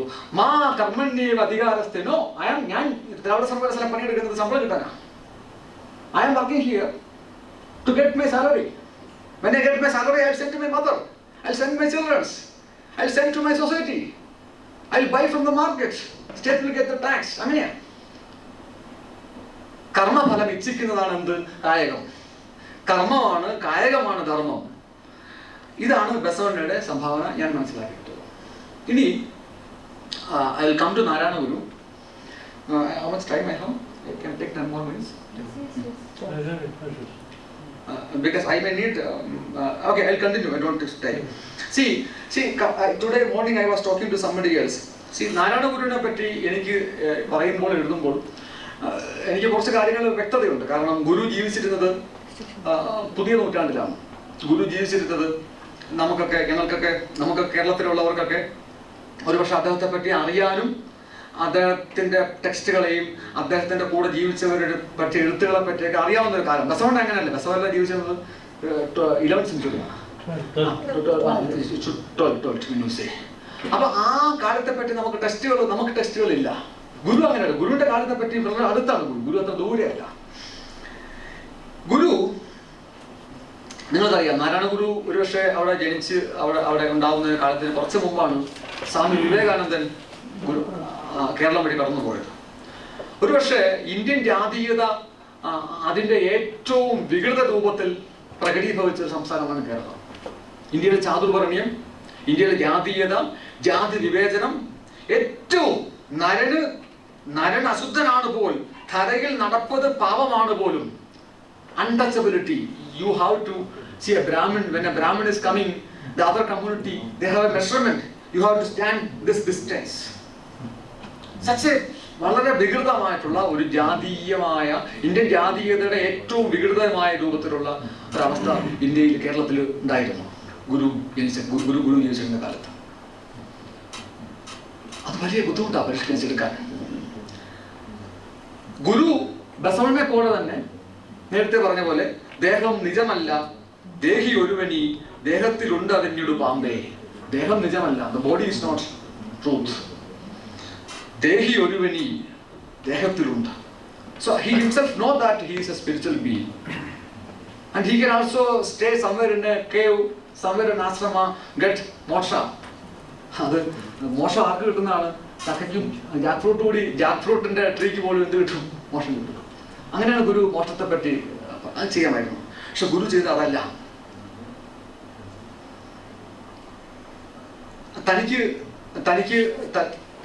തനിക്ക് ബോധ്യപ്പെട്ട ഒരു കാര്യം, തനിക്ക് ബോധ്യപ്പെട്ട ആത്മീയതയുടെ തലത്തിൽ നിന്നുകൊണ്ട് ഗുരുവിന് ജീവിക്കാമായിരുന്നു. പക്ഷെ ഗുരു ചെയ്തതല്ല. ഗുരു താഴേക്ക് ഇറങ്ങി വന്നു. ഞാൻ നേരത്തെ പറഞ്ഞ് അവതരിച്ചു. ഒരു വലിയ സമൂഹത്തിൽ 1000 1 കോടി മനുഷ്യരുള്ളപ്പോൾ അതിൽ ഒരു മനുഷ്യനായിരിക്കും ഒരുപക്ഷെ അത്തരത്തിലുള്ള ആത്മീയ ബോധം ഉണ്ടാവുക. ആ മനുഷ്യൻ വേണമെങ്കിൽ അങ്ങനെ അങ്ങ് ജീവിക്കാം. പക്ഷെ അദ്ദേഹം എന്ത് ചെയ്തു? താഴേക്ക് ഇറങ്ങി വന്നു. 1888 in 1888 ആണ് ഗുരു എന്ത് ചെയ്തത്? അരുവിപ്പുറത്തെ ആദ്യമായി ഒരു അവർണൻ, അൺടച്ചബിൾ, ഒരു ശിവപ്രതിഷ്ഠ നടത്തി. അദ്ദേഹം അരുവിപ്പുറത്തെ നദിയിൽ മുങ്ങി ഒരു കല്ലെടുത്തു, പ്രതിഷ്ഠിച്ചു. അപ്പോൾ ബ്രാഹ്മിൻസ് ആ കാലത്ത് നമ്പൂരിമാരൊന്ന് ചോദിച്ചു, വാട്ട് റൈറ്റ്, നിങ്ങൾക്ക് എന്ത് അവകാശമാണ് പ്രതിമ നടത്തുവാൻ? അദ്ദേഹം എന്താ പറഞ്ഞറിയോ? ഇത് നമ്പൂരി ശിവനല്ല. It is not your Shiva, it is our Shiva.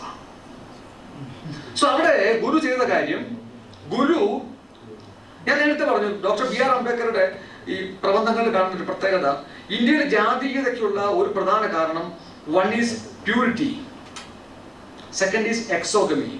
Exogamy is already banned. ഒന്നെന്താണ്? ശുദ്ധതയാണ്. ശുദ്ധ ബ്രാഹ്മണൻ മീൻസ് ശുദ്ധ ബ്രാഹ്മണൻ, ശുദ്ധ വൈശ്യൻ, ശുദ്ധതയെ ഗുരു എന്ത് ചെയ്തു? ശുചിത്വം കൊണ്ട് മാറ്റി. അമ്പലം ഉണ്ടാക്കി വെച്ചാൽ എന്ത് ചെയ്യും? ആൾക്കാർ ശുദ്ധരായ അമ്പലത്തിൽ വരും. If you make a temple, people will be always clean to come to temple. So he made temple to make the people always hygienic, clean. So once ഒരിക്കൽ ഗുരു ഒരു തിരുവനന്തപുരത്ത് ഒരു വീട്ടിലിരിക്കുമ്പോൾ, ഒരു അമ്പലത്തിൽ ഇരിക്കുമ്പോൾ, there are some people, ആൾക്കാരെത്തി പുറത്തിരിക്കുന്നു. അപ്പോൾ ഗുരു ചോദിച്ചു, എന്താണ് നിങ്ങൾ അവരെ ഇങ്ങോട്ട് കടത്തിവിടാത്തത്? ആ വീട്ടിലുള്ളവൻ ചോദിച്ചു, ഈ അമ്പലത്തിലേക്ക് വരാത്ത എന്താണ്? അവർ പുലയരാണ്, അതുകൊണ്ടാണ് അവരെ കടത്തിവിടാത്തത്. അപ്പൊ ഗുരു പറഞ്ഞു, ഓ അങ്ങനെയാണോ? അവരെ ക്ഷേത്രത്തിൽ പ്രവേശിക്കണം, അവരും മനുഷ്യരല്ലേ, അവർക്കും ശുദ്ധിയുണ്ട്, കുളിച്ച് നല്ല വസ്ത്രങ്ങളും ധരിച്ചിരിക്കുന്നുവല്ലോ, കൊള്ളാം, കാണാനും നന്നായിരിക്കുന്നു. So when Guru found that there are some people who kept outside the temple, he asked the people why they are not allowed. Then they told they are untouchables. Then Guru told how they can be untouchable. They are very clean, hygienic, appears very good, they have good dress, let them come inside. ഇവിടെ what Guru practiced is that, നേരത്തെ പറഞ്ഞ ഇന്ത്യയിലെ ജാതീയതയുടെ അടിസ്ഥാനം ശുദ്ധതയാണെങ്കിൽ ശുദ്ധതയെ ശുചിത്വം കൊണ്ട് ഗുരു മാറ്റി. എന്തിനാ അമ്പലം വെച്ചത്? മനുഷ്യൻ ശുചിത്വം പാലിക്കാൻ വേണ്ടിയാണ്. ഞാൻ നേരത്തെ പറഞ്ഞു, in front of the chancellor, if myself and my vice chancellor goes, we are not equal. പക്ഷെ ഈ ഞാനുള്ള ഒരു അമ്പലത്തിന് മുന്നിൽ ഞങ്ങൾ എന്നെ തുല്യരാ. Guru made temple to make people equal in front of the God. ദൈവത്തിന്റെ മുന്നിൽ മനുഷ്യനെ തുല്യനാക്കാൻ വേണ്ടിയാണ് എന്ത് ചെയ്തത്? ഗുരു അമ്പലങ്ങൾ ഉണ്ടാക്കിയത്. പക്ഷേ കുറച്ചു കഴിഞ്ഞു ഗുരു തന്നെ പറഞ്ഞു, there is no much use for making temples. അമ്പലം ഉണ്ടാക്കുന്നുണ്ട് വലിയ പ്രയോജനമൊന്നും കാണുന്നില്ല. അമ്പലം വീണ്ടും ജാതീയത ഉത്പാദിപ്പിക്കുന്നു. Again the temple is making casteism. Then he told, you have to make schools. ഇനി ഉണ്ടാക്കേണ്ടത് അമ്പലങ്ങളല്ല, ഇനി ഉണ്ടാക്കേണ്ടത് എന്താണ്? പള്ളിക്കൂടങ്ങളാണ്. Now you have to make schools, not temples much. Temples, I made temples, then actually people are become equal, but even then I found that the temples are not much useful to make people equal. Therefore you make, whenever some people, കുറച്ച് ആൾക്കാരെ അതത് സമീപിച്ചപ്പെടുത്താൻ പറഞ്ഞു, ഇനി അമ്പലം ഉണ്ടാക്കണ്ട, ഇനി എന്ത് ചെയ്യാം? പള്ളിക്കൂടങ്ങൾ ഉണ്ടാക്കുക, വിദ്യ കൊണ്ട് പ്രബുദ്ധരാവുക, get education and get enlightened. ഇനി അദ്ദേഹം നോക്കുക, നാരായണഗുരു 936 തിരുവിതാംകൂർ മഹാരാജാവ് എല്ലാവർക്കുമായ ക്ഷേത്രങ്ങൾ തുറന്നു കൊടുക്കുന്ന ക്ഷേത്രപ്രവേശന വിളംബരം പുറപ്പെടുവിക്കുന്നതിന് 19 വർഷത്തിന് മുമ്പാണ് ഗുരു എന്ത് പറഞ്ഞു? Temples are not much useful. See, in Kerala we have a very famous temple entry proclamation by the king. It was in 1936. It was in 1936. Temple proclamation, Temple Open Act, because it was made by the king to open the temple for all the caste and community. But the 1970 Guru told temples not much useful. ക്ഷേത്രം ജാതി വ്യത്യാസത്തെ അധികമാക്കുന്നു. ഇനി ഞങ്ങൾ ജനങ്ങൾക്ക് വിദ്യാഭ്യാസം കൊടുക്കാൻ ശ്രമിക്കണം. Temples are making the caste discrimination more. We have to make education, schools. And then in 1910, Guru was always keep on changing himself. എല്ലാ സമയത്തും താൻ ആദ്യം പറഞ്ഞു അമ്പലമാണ്, പിന്നെ പറഞ്ഞു വിദ്യയാണ്, പിന്നെ പറഞ്ഞു അഭിവൃദ്ധി ഉണ്ടാവണം. 1910 ചെറായിൽ ഒരു വിജ്ഞാനവർദ്ധനി സഭയ്ക്ക് നൽകിയ സന്ദേശത്തിൽ ഇങ്ങനെയാണ് പറയുന്നത്: വിദ്യാഭ്യാസം കഴിഞ്ഞാൽ സമുദായ അഭിവൃദ്ധിക്ക് അത്യാവശ്യമായിട്ടുള്ളത് വ്യവസായമാണ്. നമ്മുടെ സമുദായത്തിലെ ധനസ്ഥിതി വളരെ മോശമാണ്. വ്യവസായം കൊണ്ടല്ലാതെ ധനാഭിവൃദ്ധി ഉണ്ടാക്കാൻ സാധിക്കുന്നതല്ല. ഇക്കാര്യത്തിൽ ധനവാന്മാരുടെ ശ്രദ്ധയാണ് പതിക്കേണ്ടത്. പലമാതിരി യന്ത്രങ്ങൾ മുതലായവ വരുത്തി കൈപ്പണികൾ നടത്തുന്നതിനും ധനവാന്മാർക്ക് മാത്രമേ അധികം സാധിക്കൂ. ഒരാളോ അഥവാ സാധിക്കാതെ വരുന്ന പക്ഷം പലരും കൂടി കമ്പനി ഏർപ്പെടുത്തിയോ വ്യവസായം തുടങ്ങണം. So I found that not even the knowledge, but now we should have a development in the society. You have to start companies, you have to start industries to make the society enrich.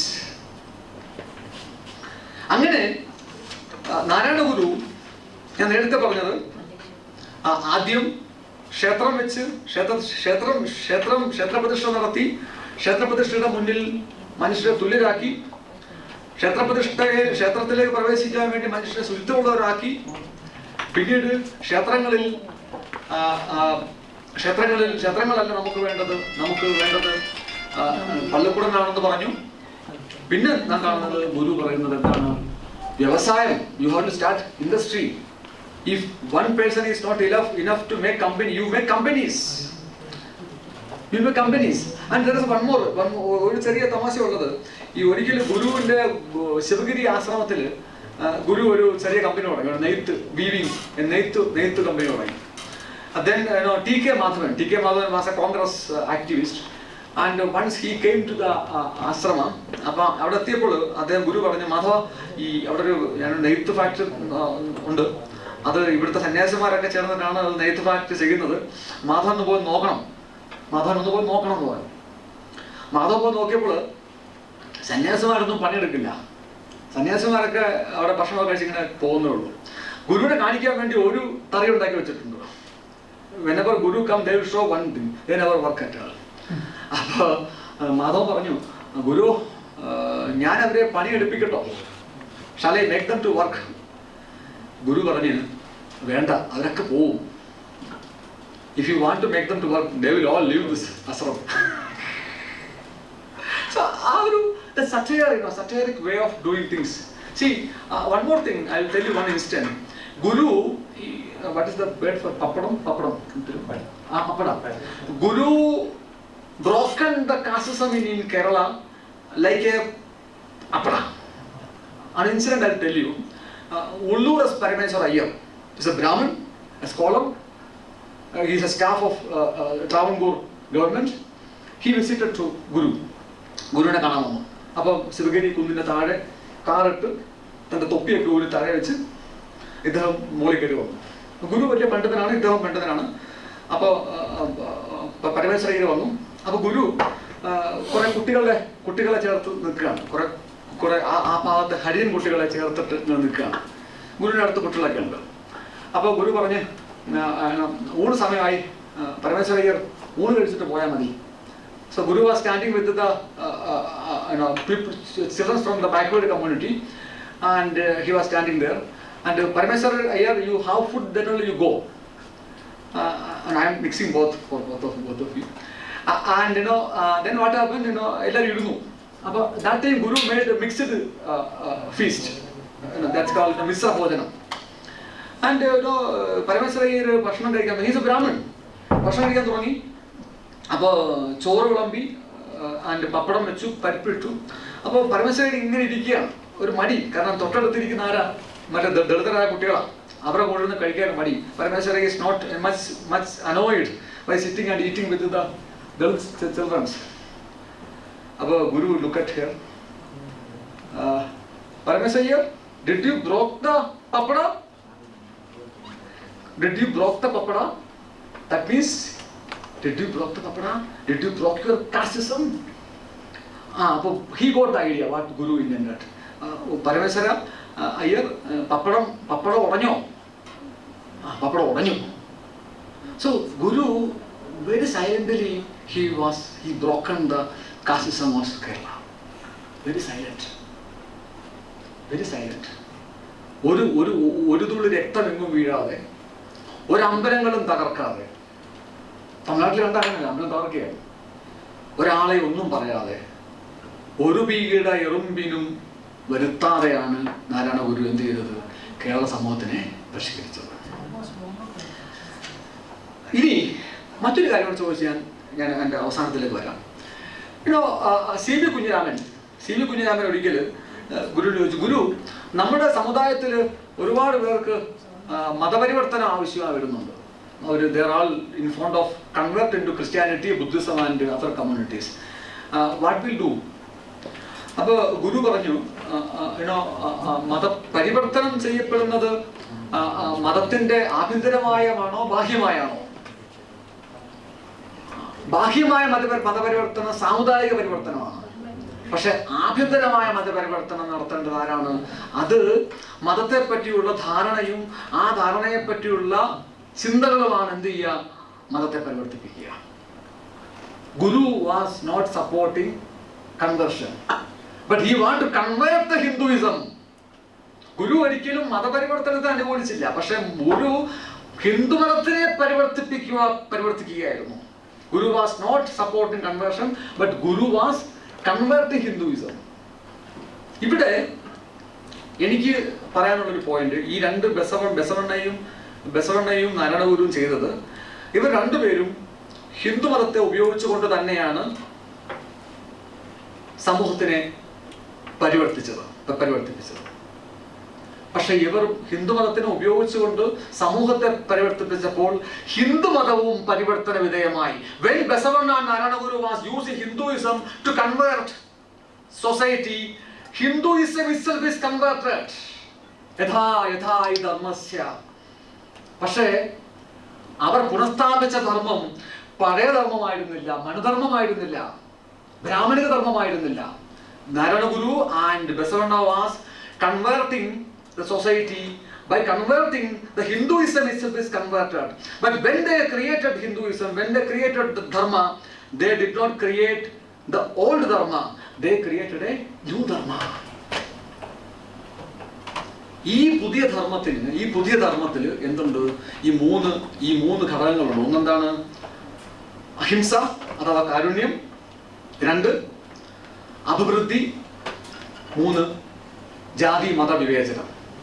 ഈ 3 ഘടകങ്ങളും ചേർന്നിട്ടാണ്, ഈ 3 ഘടകങ്ങൾ ഉണ്ടെങ്കിൽ മാത്രമേ ഭാരതത്തിനെ നിങ്ങൾക്ക് ഒരു ക്ഷേമരാഷ്ട്രമാക്കാൻ കഴിയുകയുള്ളൂ. ഇവിടെ the point I want to tell you in brief here is that now what happened after independence? സ്വാതന്ത്ര്യാനന്തരം ഇന്ത്യയിലെ എല്ലാ ബസവ സമിതി, ശിവഗിരി മഠം ഉൾപ്പെടെയുള്ള എല്ലാ മഠങ്ങളും, എല്ലാ ഹിന്ദുമത പരിഷ്കരണ പ്രസ്ഥാനങ്ങളും ക്ഷേമരാഷ്ട്രം നടപ്പാക്കേണ്ട ആരാണ്? സർക്കാരാണ്. Who should implement welfare state? State. Who should run the education system? Who should run the school? State. Who should run the hospital? State. Who should run the whatever the altruistic supported state? ഇവിടെ കാണുന്നത് അങ്ങനെയല്ല. What the Hindu Mata should do, what the Hindu society should do, Hindu Sunday should enrich ahimsa, non-violence, karunya. They should make people to do samriddhi. They should give a moral power to people to do samriddhi. They should work against caste discrimination. Here, they are doing the same work which is supposed to be done by the state. സമൂഹം സമൃദ്ധമായാൽ ഭരണകൂടത്തിന് പണം ഉണ്ടാവും. സമൂഹം കാരുണ്യമയമായാൽ സമൂഹം എന്ത് ചെയ്യും? ആ അഭിവൃദ്ധിയെ എല്ലാവർക്കും കൊടുക്കുമ്പോൾ സമൂഹത്തിൽ വിവേചനമില്ലെങ്കിൽ ആ സമൃദ്ധി എല്ലാവർക്കും ഉണ്ടാവും. Whenever a society is developing, whenever everybody is working, in our university, if everybody is working together, we will get a big outcome. When we get a great outcome, when everybody in India work together, Nishkama Karmamalla, I don't prefer Nishkama Karmam. If whenever everybody work, as Basavanna told, Samriddhi undavu, the state will be enriched. Then, if the society's mercifulness is filled with mercifulness, state will distribute to the poor people. They will run all the things.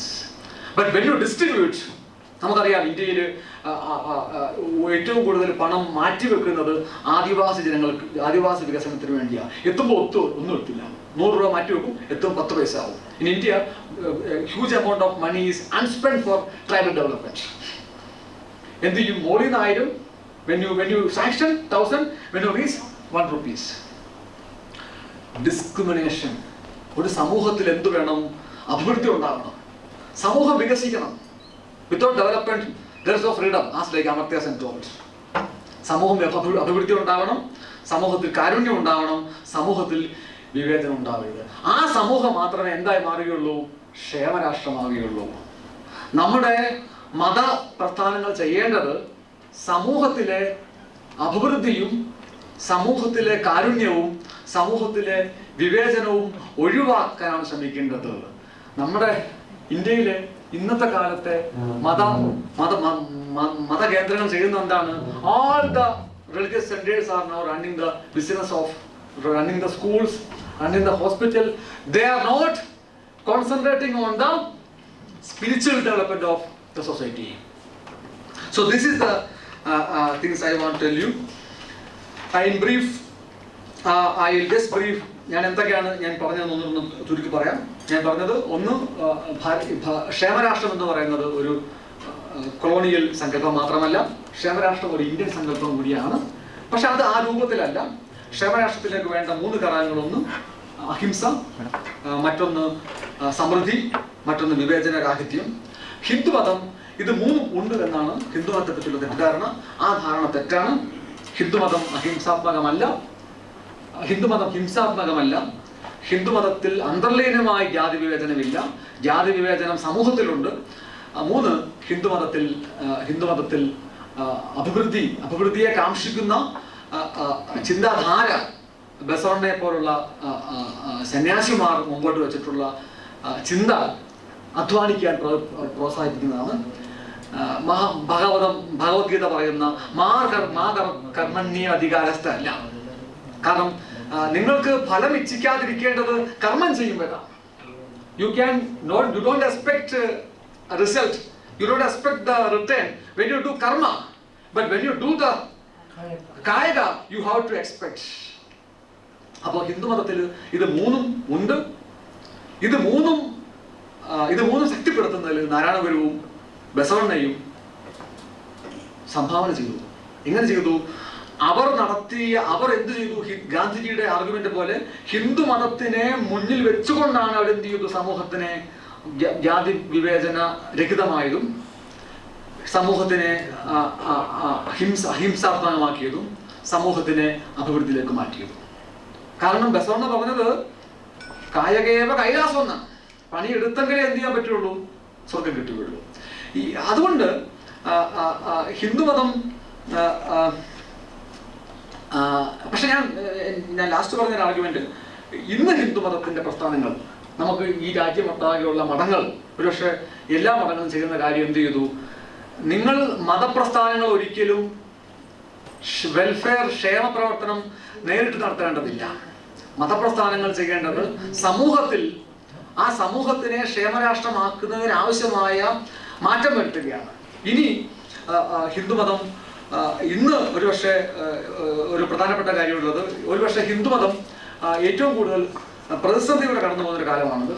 This is the epoch in which Hinduism is going through in a critical crisis. Why? Because if you look at the Scandinavian state and European state, any of the European states, you can see that their welfare system is inherited by their Catholic and Protestant ethics. യൂറോപ്പിലെയും സ്കാൻഡിനേവിയയിലെയും രാജ്യങ്ങളിലെ ക്ഷേമരാഷ്ട്രത്തിന്റെ ദർശനത്തിന് അവർ കടപ്പെട്ടിരിക്കുന്നത് ആരോടാണ്? അവരുടെ കത്തോലിക്ക Protestant ചിന്തകളോടാണ്. പക്ഷേ is it possible in India the Modi government can inherit the Hindu ethics and value for Indian welfare state? Impossible today. നിങ്ങൾക്ക് European രാജ്യങ്ങളിലെ ഏറ്റവും സെക്യുലറായ European രാജ്യങ്ങളിലെ ക്ഷേമരാഷ്ട്രത്തിന് അവർ ക്രിസ്തുമതത്തോടോ ആ രാജ്യത്തെ മതത്തോടോ കടപ്പെടാം, അവർ നെടുക്കാം. ഇന്ത്യയിൽ കഴിയില്ല. ഇന്ത്യൻ ഹൈന്ദവ ഹിന്ദു മൂല്യങ്ങൾക്ക് ഇന്ത്യൻ ഭരണകൂടത്തിൽ പ്രവേശനമില്ല. The most untouchable religion in India is Hinduism only. Because our mind is colonized. Our mind is colonized. അതിന് കാരണമുണ്ട്. ഹിന്ദുമതം എന്ത് ചെയ്തു? കഴിഞ്ഞ ഒരു 2-3 നൂറ്റാണ്ടുകളായി ഹിന്ദുമത പ്രസ്ഥാനങ്ങൾ സാമൂഹിക പരിഷ്കരണ പരിപാടി നിർത്തിവെച്ചു. Hindu organization stopped the activity of reform the society. If a religion is not reforming the society, a religion also cannot reform, it will die. If a religion is not converting the society into non-violence, into samruddhi, into kayagam, the religion also will not get converted. If you are not converting your religion to the people will be converted from your religion to other religion. നിങ്ങളുടെ മതത്തിനെ, നിങ്ങളുടെ സമൂഹത്തിന്റെ പരിഷ്കരണത്തിന്, നിങ്ങളുടെ സമൂഹത്തിനെ പരിവർത്തിപ്പിക്കുവാൻ നാരായണഗുരുവും ബസവേശ്വരിയും ഉപയോഗിച്ച മാതിരി ഹിന്ദുമതത്തിനെ തന്റെ ചുറ്റുമുള്ള സമൂഹത്തിനെ പരിവർത്തിപ്പിക്കുവാൻ നിങ്ങൾ ഉപയോഗിച്ചില്ലെങ്കിൽ, അങ്ങനെ ഉപയോഗിച്ചെങ്കിൽ മാത്രമേ നിങ്ങൾ എന്ത് ചെയ്യൂ? നിങ്ങളുടെ ബസവണ്ണ കർമ്മമല്ല കായകമാണ് മുഖ്യമെന്ന് പറഞ്ഞപ്പോൾ എന്ത് ചെയ്തു? ഭഗവത്ഗീതയിലെ ദർശനം പോലും മാറിപ്പോയി. നിങ്ങളുടെ മതത്തിനെ, ഗാന്ധി പറഞ്ഞ മാതിരി ഹിന്ദു മതത്തെ ഉപയോഗിച്ചുകൊണ്ട് മാത്രമേ ജാതി വ്യവസ്ഥയെ നിങ്ങൾക്ക് മാറ്റിയെടുക്കാൻ കഴിയുള്ളൂ. ഹിന്ദു മതത്തിനെ ഉപയോഗിച്ചുകൊണ്ട് നാരായണഗുരു കേരളത്തിലെ ജാതീയതയെ മാറ്റിയപ്പോൾ നാരായണഗുരു മുമ്പോട്ട് വെച്ചത് പുതിയൊരു ഹിന്ദുമതമാണ്. അതുകൊണ്ടാണ് ഹിന്ദുമതം ഇന്ന് കേരളത്തിൽ നിലനിൽക്കുന്നത്. ഒരു പക്ഷേ നാരായണഗുരു ഹിന്ദുമതത്തിനെ ജാതി വിവേചനത്തിനെതിരായിട്ട് ഉപയോഗിച്ചില്ലെങ്കിൽ, നാരായണഗുരു ക്ഷേത്രം വെച്ചില്ലായിരുന്നെങ്കിൽ most Malayali must have been converted into Christianity or Islam. The possibility is more there. മതം എന്ന് പറയുന്നത് നിരന്തരമായി ഉപയോഗിക്കപ്പെടേണ്ടതാണ്. Religion is like the spirituality is like brushing the teeth. I can use Colgate, I can use Pepsodent. Religion is like a paste, any branch. നിങ്ങൾ പല്ല് തേക്ക്, spirituality എന്താണ്? പല്ല് തേക്കുന്ന മാതിരിയാണ്. ഏത് ബ്രാൻഡ് ഉപയോഗിക്കാം, പല്ല് തേക്ക്, ഏത് പേസ്റ്റ് ഉപയോഗിക്കാം. Spirituality is like a paste. Everybody should brush your teeth. Either you have to use Hinduism, whatever it is. എൻ്റെ ഒരു പ്രധാന ആർഗ്യുമെന്റ് അവസാനമായി പറഞ്ഞിട്ടുള്ളത്, ഗുരു പറഞ്ഞ മാതിരി മതം ഏതായാലും മനുഷ്യൻ നന്നായാൽ മതി. What ever the religion is, human should be pure. പക്ഷേ what I want to tell you here, sir, I don't want to inspire, but I can tell you very simply, I am getting inspired. എനിക്ക് മറ്റുള്ളവരെ inspire ചെയ്യാൻ കഴിയുമെന്ന് തോന്നുന്നില്ല. because I am a teacher who teach in classrooms. Classroom is not a place to inspire, but instigate people to think. But I can tell you one thing, മനുഷ്യനെ നന്നാക്കിക്കൊണ്ട് മാത്രമേ മതത്തിന് നന്നാവാൻ കഴിയുള്ളൂ. മനുഷ്യനെ നന്നാക്കിക്കൊണ്ട് മാത്രമേ മതത്തിനും നന്നാവാൻ കഴിയുള്ളൂ. Religion can get sustained religion can grow only by using the religion to make people to grow. അതാണ് ബസവണ്ണയും നാരായണ ഗുരുവും ചെയ്തത്.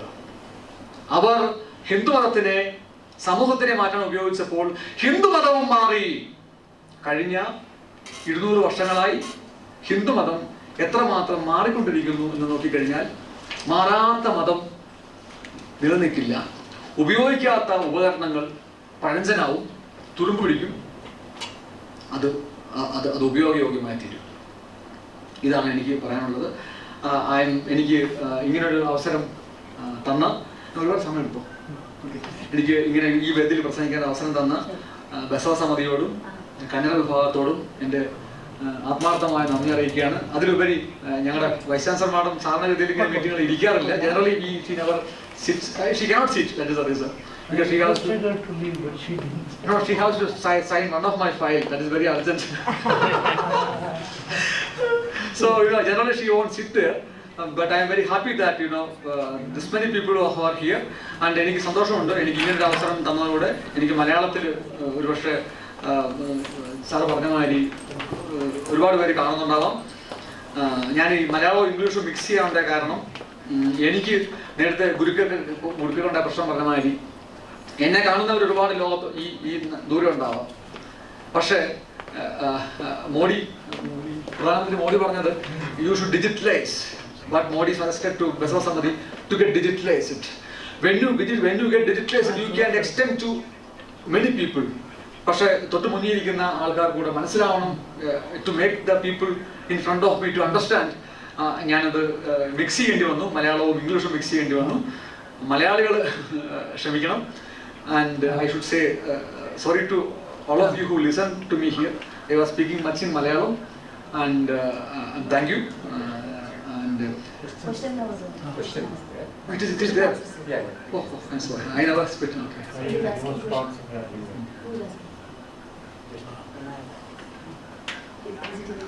Oh, question from there. Yeah. Okay.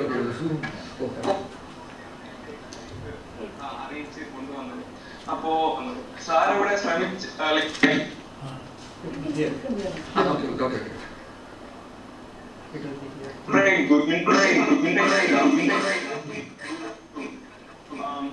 the whole idea of Guru, and I must say that he failed in that task because Guru could not be misinterpreted in any manner whatsoever.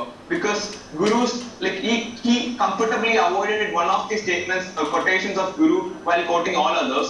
Jati Vedam Madatwesham Edumillade Sarvaram Sotaratwena Vaduna Madrika Sthanamanu.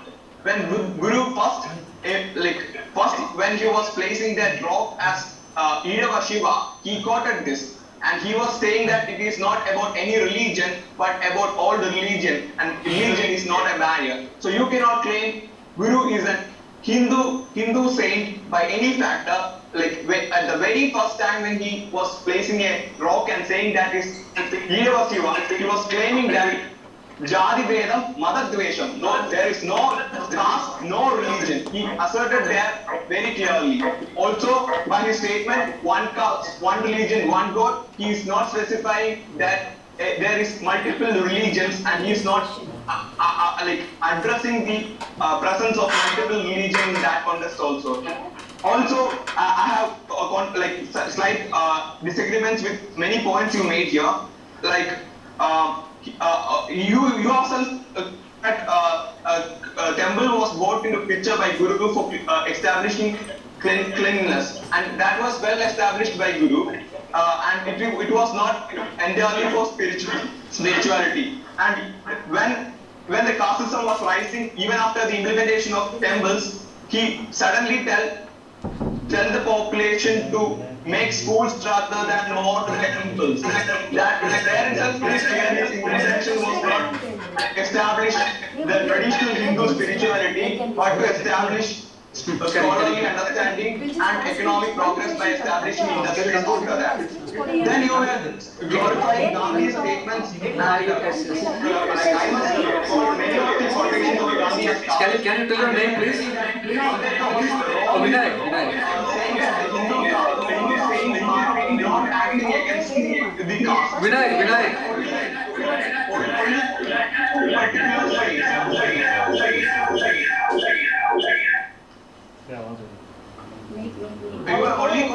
particular saints and like making it as a whole. മൊത്തത്തിലേക്ക് അതിനെ കൊണ്ടുവരുവാണ് രണ്ട് വ്യക്തികളെ മാത്രം, രണ്ട് സെയിൻസിനെ മാത്രം എടുത്തിട്ട്. പിന്നെ ഹിന്ദു മതത്തെ ഒരിക്കലും ഗുരുവിന് പരിവർത്തനം ചെയ്യുന്ന ഇന്നത്തെ ഹിന്ദു സമുദായത്തെയോ ഹിന്ദു മതത്തെയോ നോക്കിക്കണ്ടിട്ട് പറയാൻ സാധിക്കില്ല. ഹിന്ദുക്കളിൽ ചിലരെ ഗുരുവിനും ബസുവായിക്കും നേർവഴിയിൽ നടത്താൻ പറ്റിയിട്ടുണ്ടാവും, പക്ഷെ ഒരിക്കലും. Can I answer? Vinayak. Yes, it is clear to me. Vinayak. No, I'll answer as he is listening. In short. Yes, in short. So Vinayak made a point that Narayana Guru, when he installed the Shiva statue, and Guru told it is Irava Shiva. It is wrong. Historically, it is wrong that. It is an evidence that when Narayana Guru installed that Shiva, the community asked them, what right you have? He told, it is Nambudiri Shivan Allah. He never claimed Irava Shiva. But the Irava community claimed that he told Irava Shiva. That is the one reason. അതുകൊണ്ട് നാരായണ ഗുരു ഒരിക്കലും ഈഴവ ശിവൻ എന്ന് പറഞ്ഞിട്ടില്ല. അതിന് evidence നിങ്ങൾ നിത്യചൈതന്യഗതിയുടെ 2009 പുസ്തകം നോക്കുക. അതിനകത്ത് എഴുതി പറയുന്നുണ്ട് നാരായണ ഗുരു ഈഴവ ശിവൻ എന്ന് പറഞ്ഞിട്ടില്ല. ബസവ ഒരിക്കലും വീരശൈവ ബസവ അല്ല. Basava is universal. അപ്പൊ അതുകൊണ്ട് അത് ശരിയല്ല, ആ ധാരണ തെറ്റാണ്. മറ്റൊന്ന്, ഗുരു ഹിന്ദു സന്യാസി ആണെന്നുള്ള ആർഗ്യുമെന്റ് എന്ന് പറയുന്നത് നമ്മൾ സോക്കാൾഡ് ഒരു സ്റ്റാഗ്നന്റ് ഹിന്ദുയിസം അല്ല. I refined Hinduism in the beginning. Hinduism is not a single cycle.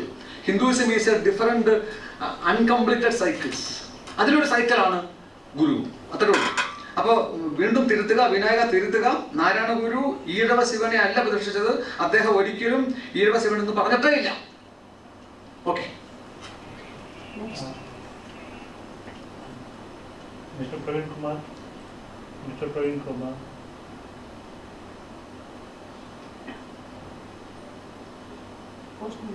Yeah, you can ask.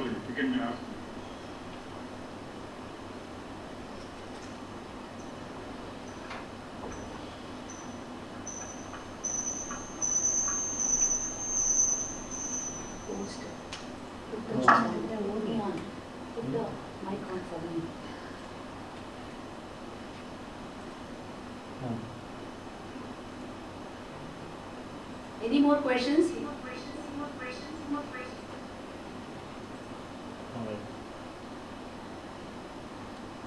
Questions posted there, we'll only ask. Vinayak, hope we have answered your question. Yeah.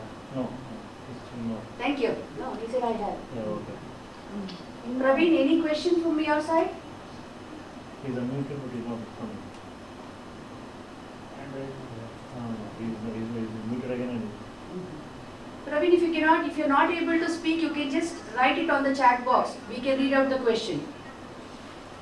Yes, Vinayak, you can ask.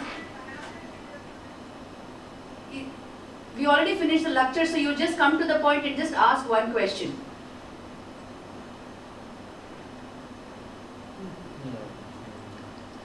He's done.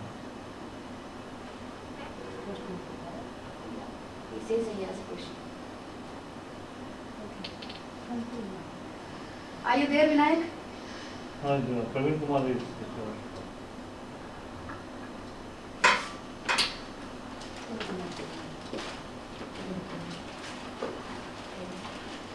You can just write it on the chat box.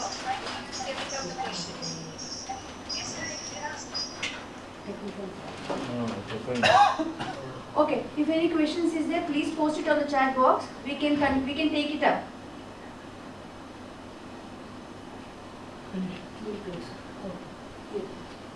Thank you, sir.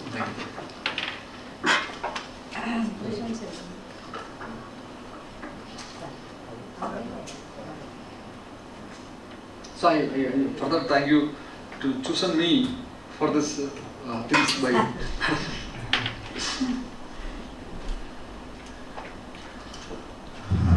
ಬಹಳ ಅದ್ಭುತವಾದಂತಹ ವಿಚಾರ ಪ್ರಚೋದಕವಾದಂತಹ ಮಾತುಗಳನ್ನಾಡಿದ ನಮ್ಮ doctor Srikumar ಅವರಿಗೆ ನಮ್ಮ ವಿಭಾಗದ ಪರವಾಗಿ ಮತ್ತು ಆಯೋಜಕರ ಪರವಾಗಿ ತುಂಬ ಹೃದಯದ ಕೃತಜ್ಞತೆಯನ್ನು ಹೇಳ್ತಾ ಇದ್ದೇವೆ.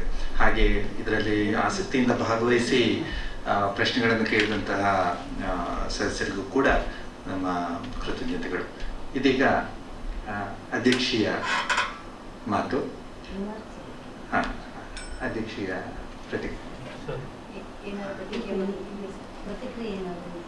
ಈ ವಿಷಯ After the talk, you want to express any of your thoughts against this thing?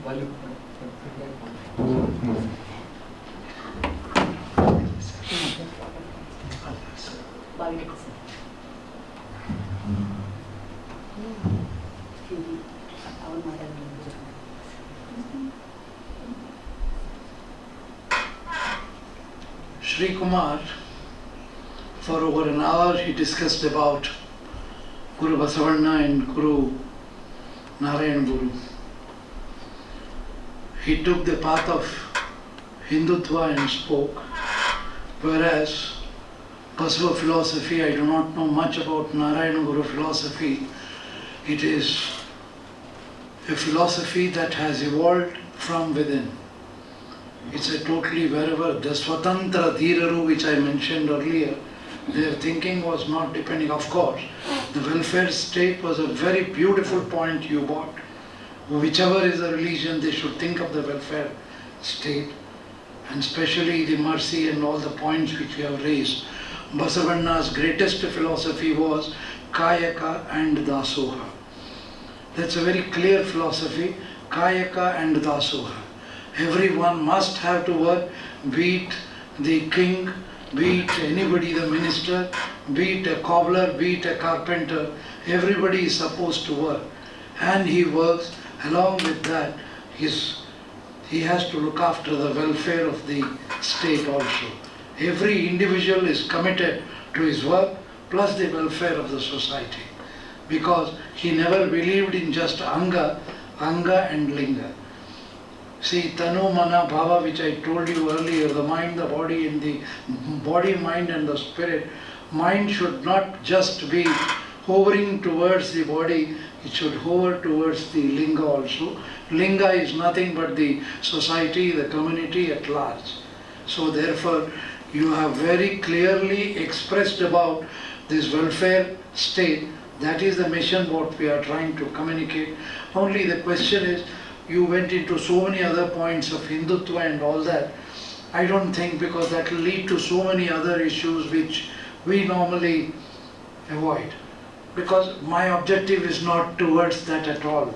It is a pure welfare state based on spirituality, so that everybody is conscious and not, when I continuously speak about Hindutva, Basavanna's equality will not come to Muslims or Christians. See, that's a very, India is a secular country. We will have to, you totally put them together. That is a slight difference which I feel shouldn't have happened, but doesn't matter, that's your view. It will be discussed in future. You will have to get into the Vachanas to understand it, because we have just handed over the Malayalam Vachanas to you. It is a voluminous, about 25,000 Vachanas, out of which 10% we have translated. How can I give you 25,000 Vachanas in so many languages? It's just impossible. But your point of welfare state was the objective of Basavanna, and welfare state is nothing but the Ishtalinga that I wear with me. This is nothing but the universal God which when I pray, I would be praying for the entire society as a community at large, plus myself also. Thank you very much. We had an interesting session today, and I am going to expect something similar to this with Tirukkural also and our Veman also. And yes, last week itself we had a program with Maharashtra where we had Sadbhavana, the feeling of Sadbhavana with Sharanaru and Santaru, Gnanadev and all that. It was also a classic deliverance, and for the hour's lecture 38,000 people viewed it, and the number of likes for that has been phenomenal. I'm sure Kerala we'll have a lot of arguments like you always went on saying, my point, my argument. That we have to see how Kerala takes your lecture and tries to discuss about it. But it is a very eye-opening subject that you opened up. Let it be discussed and debated. We are not concerned or worried about it. Let it continue. And it evolves myself also as well as it evolves you as the debates and discussions go on. Thank you very much, sir. Madam Vice Chancellor, you sat through the entire program. I did request you, because you are holding a very important position. If you do not have time, please move and we will conduct the program. She said no, every day the programs continue, but the specific lecture I would like to. Thank you very much, and all my other colleagues who have the university. Even I feel I am part of the Dravidian University by calling you colleague, because I am so committed to the university's thought, basic process of Dravidian University. Unless we put up this philosophy together, I don't think the welfare state, what you thought about India, will not emerge. Thank you very much for the opportunity given. ಧನ್ಯವಾದಗಳು sir. ಈಗ ಬಸವ ಸಮಿತಿಯ ಕಡೆಯಿಂದ ಶ್ರೀಯುತ Bavikatti sir ಅವರನ್ನು ಪ್ರತಿಕ್ರಿಯೆ ನೀಡಬೇಕಾಗಿ ಕೇಳಿಕೊಳ್ತಾ ಇದ್ದೀನಿ.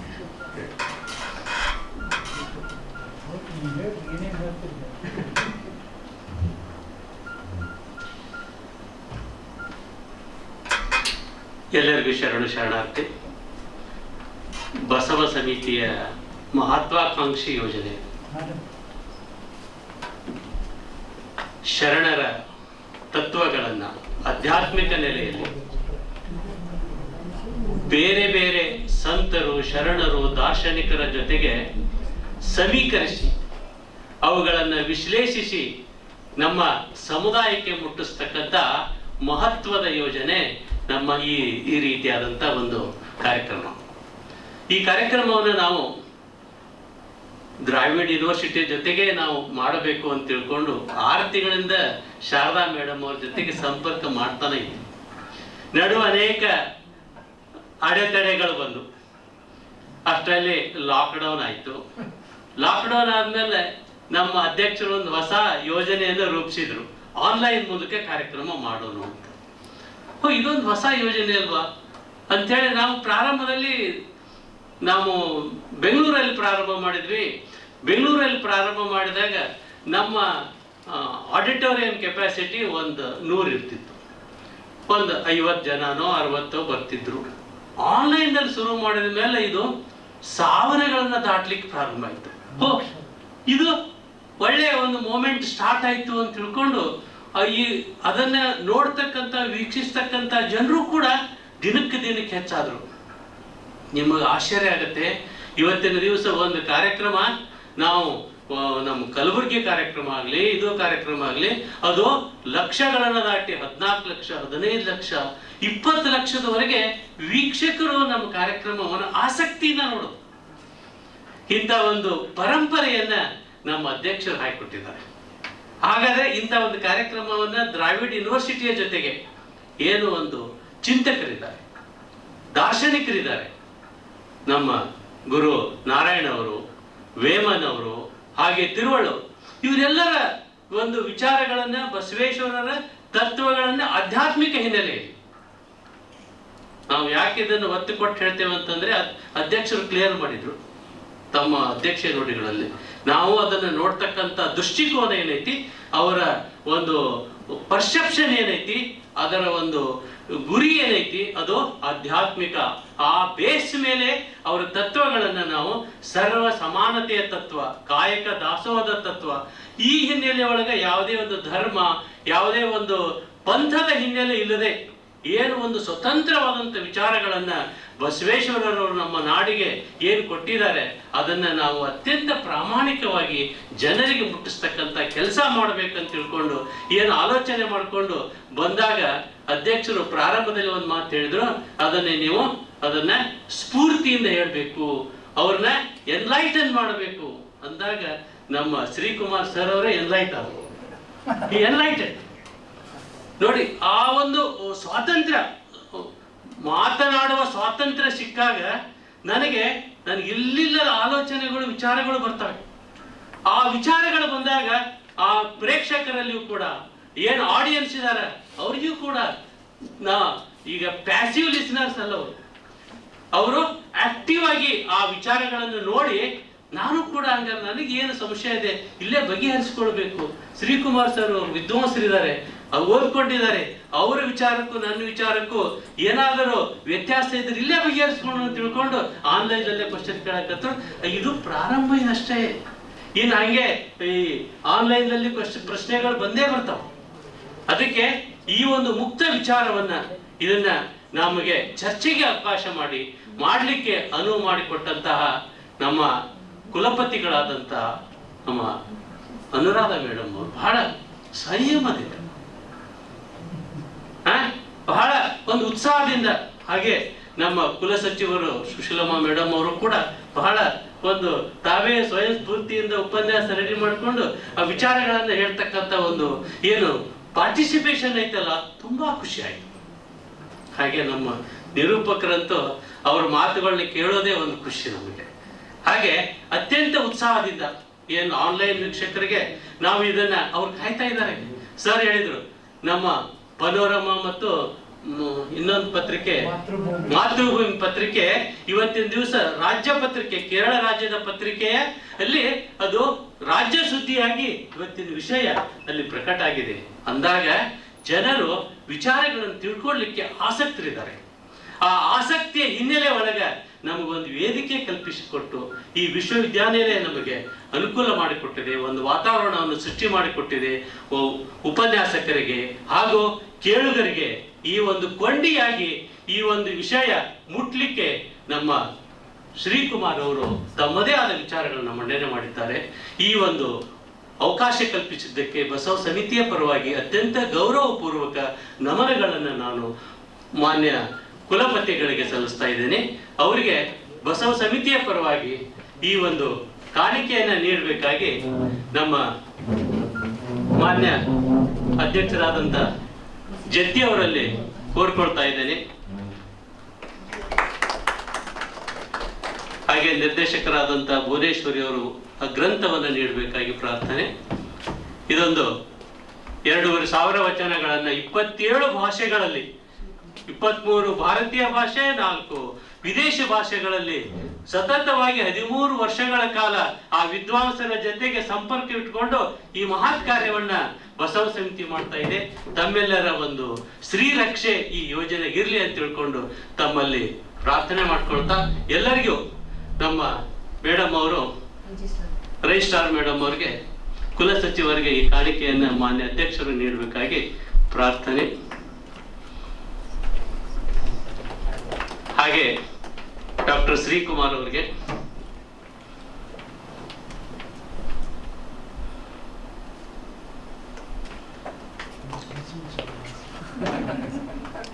ಈ ಸಂಘಟನೆಯ ಸೂತ್ರಧಾರಾಗಿ ನಮ್ಮ ಶಾರದಾ ಮೇಡಮ್ ಅವರು ದಯವಿಟ್ಟು ಇದೊಂದು ಗ್ರಂಥವನ್ನ ಸ್ವೀಕರಿಸಬೇಕಾಗಿ ಪ್ರಾರ್ಥನೆ.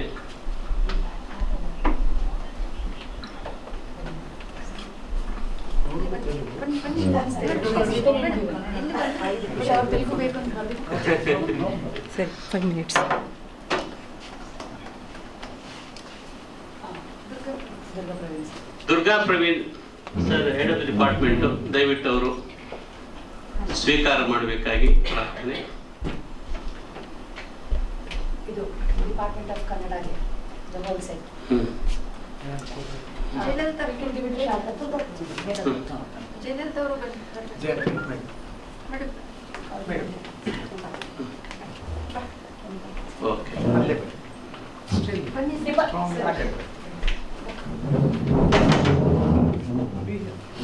Kannada department library.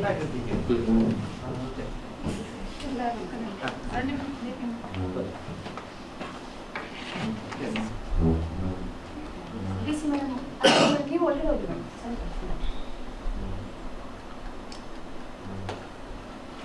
You have a great gender equity. Great gender equity. equally. We are in minority. No, sir, No, jokingly. Lockdown ಅವಧಿ 7 ತಿಂಗಳ ಕಾಲ ನಾವು ಗೃಹ ಬಂದಿಯಾಗಿದ್ವಿ. ಈ ಒಂದು ಕಾರ್ಯಕ್ರಮದ ನಿಮಿತ್ತ ನಾವು ಬೆಂಗಳೂರಿಂದ ಮನೆಯಿಂದ ಹೊರಗೆ ಬಂದು ಸುಂದರ ವಾತಾವರಣ, ಸುಂದರವಾದಂತಹ ಈ ಒಂದು ಅರ್ಥಪೂರ್ಣ ಈ ಒಂದು ಕಾರ್ಯಕ್ರಮದಲ್ಲಿ ಭಾಗವಹಿಸಲಿಕ್ಕೆ ಅನುವು ಮಾಡಿಕೊಟ್ಟಂತಹ ನಮ್ಮ ಈ ದ್ರಾವಿಡ್ ವಿಶ್ವವಿದ್ಯಾನಿಲಯದ ಕುಲಪತಿಗಳು, ಕುಲಸಚಿವರು ಹಾಗೂ ಎಲ್ಲರಿಗೂ ನಾನು ಕೃತಜ್ಞತೆಯನ್ನ ಸಲ್ಲಿಸ್ತಾ ಇದ್ದೇನೆ. ಶ್ರೀಯುತ ತಿರುಪತಿ ಸರ್ ಅವರಿಗೆ ಬಸವ ಸಮಿತಿಯ ಪರವಾಗಿ ಅತ್ಯಂತ ಗೌರವಪೂರ್ವಕ ವಂದನೆಗಳು ತಿಳಿಸ್ತಾ ಗ್ರಂಥ ಕಾಣಿಕೆಯನ್ನ ನೀಡ್ತಾ ಇದ್ದಾರೆ. ಶ್ರೀಯುತ MN ವೆಂಕಟೇಶ್ ಪ್ರೊಫೆಸರ್ ಅವರು ದಯವಿಟ್ಟು ಬಂದು ಈ ಗ್ರಂಥವನ್ನು ಸ್ವೀಕರಿಸಬೇಕಾಗಿ ಪ್ರಾರ್ಥನೆ.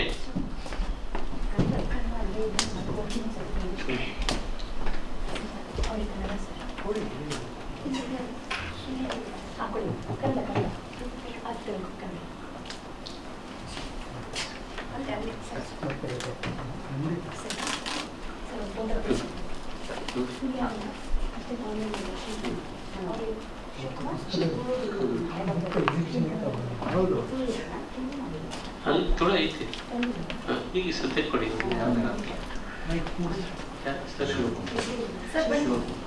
ಶಿವಕುಮಾರ್ ಸರ್ ಅವರು ದಯವಿಟ್ಟು ಕನ್ನಡ ವಚನವನ್ನು ಸ್ವೀಕರಿಸಿ ತುಳುದಲ್ಲಿಯೂ ನಾವು ಮಾಡಿದ್ದೇವೆ, ನಿಮಗೆ ತುಳುವನ್ನೇ ಕಳಿಸ್ಕೊಡ್ತೇವೆ.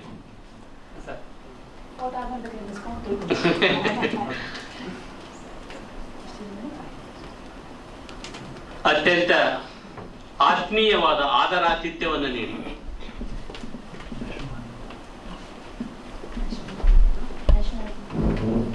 ನಮಗೆ ಈ ಕಾರ್ಯಕ್ರಮವನ್ನ ಮಾಡಲಿಕ್ಕೆ ಅವಕಾಶ ಮಾಡಿಕೊಟ್ಟಿದ್ದಾರೆ. ವಿಶೇಷವಾಗಿ ನಮ್ಮ ಶಾರದಾ ಮೇಡಮ್ ಅವರು ಮನೆಗೆ ಬಂದ ಕೂಡಲೇ ಬಿಸಿ ಒಂದು ದೋಸೆಯನ್ನ ಹಾಕಿ ಸ್ವಾಗತಿಸಿ ಇವತ್ತಿನ ದಿವಸ ಈ ರೀತಿಯಾದಂತ ಒಂದು ಉತ್ಕೃಷ್ಟವಾದಂತ ಆತಿಥ್ಯ ನೀಡಿ ನಮ್ಮನ್ನೆಲ್ಲರನ್ನು ಕಾರ್ಯಕ್ರಮದ ಜೊತೆಗೆ ಮನಸ್ಸನ್ನು ಸಂತೋಷಪಡಿಸಿದ್ದಾರೆ. ನಾನು ಎಲ್ಲ ಇದು ವ್ಯವಸ್ಥೆಗೆ ಕಾರಣಕರ್ತರಾದವರಿಗೆ ನಾನು ಬಸವ ಸಮಿತಿಯ ಪರವಾಗಿ ಕೃತಜ್ಞತೆಯನ್ನು ಸಲ್ಲಿಸ್ತಾ ನನ್ನ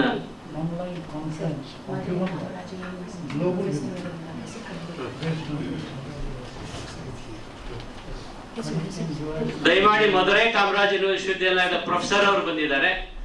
ಅವರಿಗೂ ಕೂಡ ಬಸವ ಸಮಿತಿಯ ಪರವಾಗಿ ನಾನು ದಯವಿಟ್ಟು ಬರಬೇಕು.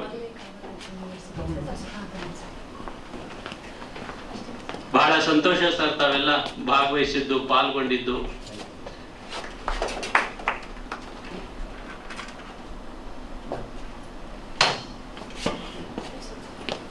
ಧನ್ಯವಾದಗಳು ಸರ್. ಈಗ ಮುಂದಿನ ಶರಣ ಸಮರ್ಪಣೆಗೆ ಸರ್ ನ ಆಹ್ವಾನಿಸ್ತಾ ಇದ್ದೇನೆ. ಡಾಕ್ಟರ್ MS ದುರ್ಗಾ ಪ್ರವೀಣ್ ಅವರು.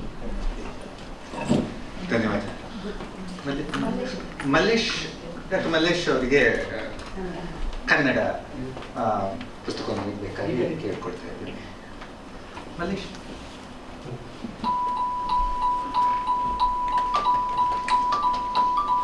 ನಮ್ಮ ಇಡೀ ಕಾರ್ಯಕ್ರಮದ ಆಯೋಜನೆಯಲ್ಲಿ ನಮ್ಮ ಜೊತೆಗಿದ್ದು ಸಹಕರಿಸಿದಂತಹ ಮಲ್ಲೇಶ್ ಅವರು. ಇದೀಗ ಧನ್ಯವಾದ ಸಮರ್ಪಣೆಯ ಸಮಯ.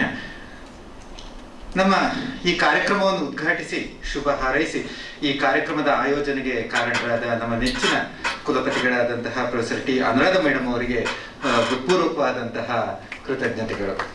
ಹಾಗೆ ಇಂದಿನ ಕಾರ್ಯಕ್ರಮದ ಅಧ್ಯಕ್ಷತೆಯನ್ನು ವಹಿಸಿ ಅದ್ಭುತವಾದ ಸಂದೇಶವನ್ನು ನೀಡಿದ ಸದಾ ನಮ್ಮೊಂದಿಗಿರುವ ಬಸವ ಸಮಿತಿಯ ಅಧ್ಯಕ್ಷರಾದ ಶ್ರೀ ಅರವಿಂದ ಜತ್ತಿ ಸರ್ ಅವರಿಗೆ ನಿಮ್ಮ ಪರವಾಗಿ ಹೃತ್ಪೂರ್ವಕ ಧನ್ಯವಾದಗಳು. ಹಾಗೆ ಈ ಸರಣಿಯ ಆಯೋಜನೆಗೆ ಪ್ರೋತ್ಸಾಹವನ್ನು ನೀಡಿ ನಮ್ಮೊಂದಿಗಿದ್ದು ಎಲ್ಲಾ ಸಹಕಾರವನ್ನು ನೀಡಿರುವಂತಹ ಪ್ರೊಫೆಸರ್ ಸುಶೀಲಾ ಮೇಡಮ್ ಅವರಿಗೆ ಹೃತ್ಪೂರ್ವಕವಾದಂತಹ ಕೃತಜ್ಞತೆಗಳು. ಬಸವಣ್ಣ ಮತ್ತು ನಾರಾಯಣ ಗುರು ಅವರ ಚಿಂತನೆಗಳ ಮೂಲ ಸತ್ವವನ್ನು ಅರಸುವ, ನಮ್ಮ ಸಂದರ್ಭದ ನೆಲಗಟ್ಟಿನಲ್ಲಿ ನೋಡುವಂತಹ ವಿಶೇಷ ಉಪನ್ಯಾಸವನ್ನು ನೀಡಿದ ಡಾಕ್ಟರ್ P ಶ್ರೀಕುಮಾರ್ ಅವರಿಗೆ ನಿಮ್ಮ ಪರವಾಗಿ ಕೃತಜ್ಞತೆಗಳು. ಈ ಕಾರ್ಯಕ್ರಮದ ಯಶಸ್ಸಿಗೆ ಶ್ರಮಿಸಿದವರು ಅನೇಕ ಮಂದಿ. ಬಸವ ಸಮಿತಿಯ ಆಡಳಿತಾಧಿಕಾರಿಗಳಾದ ಶ್ರೀ ಬಾವಿಕಟ್ಟಿ ಅವರು ನಮ್ಮೊಂದಿಗಿದ್ದಾರೆ, ಅವರಿಗೆ ಕೃತಜ್ಞತೆಗಳು. ಹಾಗೆ ಅವರ ತಾಂತ್ರಿಕ ವರ್ಗದವರು ಯತೀಶ್ ಮತ್ತು ಬಳಗದವರಿಗೆ ಹೃತ್ಪೂರ್ವಕವಾದಂತಹ ಕೃತಜ್ಞತೆಗಳು. ನಮ್ಮ ವಿಶ್ವವಿದ್ಯಾಲಯದ ಆಡಳಿತ ವರ್ಗ, ಇಂಜಿನಿಯರಿಂಗ್ ವಿಭಾಗಗಳ ಸಹಕಾರಕ್ಕೆ ವಿಶೇಷವಾದಂತಹ ಕೃತಜ್ಞತೆಗಳನ್ನು ಹೇಳ್ತಾ ಇದ್ದೇವೆ. ಹಾಗೆ ಈ ಕಾರ್ಯಕ್ರಮದ ಆಯೋಜಕರಾದ ಪ್ರೊಫೆಸರ್ ಕೆ ಶಾರದಾ ಮೇಡಮ್ ಅವರು ಹಾಗೂ ಬಸವ ಸಮಿತಿಯ ಶ್ರೀಮತಿ ಭುವನೇಶ್ವರಿ ಮೇಡಮ್ ಅವರಿಗೆ ವಿಭಾಗದ ಪರವಾಗಿ, ವಿಶ್ವವಿದ್ಯಾಲಯದ ಪರವಾಗಿ ಹೃತ್ಪೂರ್ವಕವಾದ ಕೃತಜ್ಞತೆಗಳು.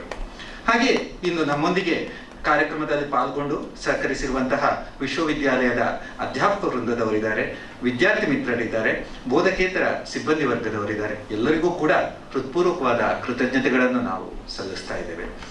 ಅದೇ ರೀತಿ ಮಾಧ್ಯಮ ಮಿತ್ರರು ಹಾಗೂ ಪಾಲ್ಗೊಂಡಿರುವ ತಮಗೆಲ್ಲರಿಗೂ ಕೂಡ ನಾವು ಧನ್ಯವಾದಗಳನ್ನು ಸಮರ್ಪಿಸ್ತಾ ಇದ್ದೇವೆ.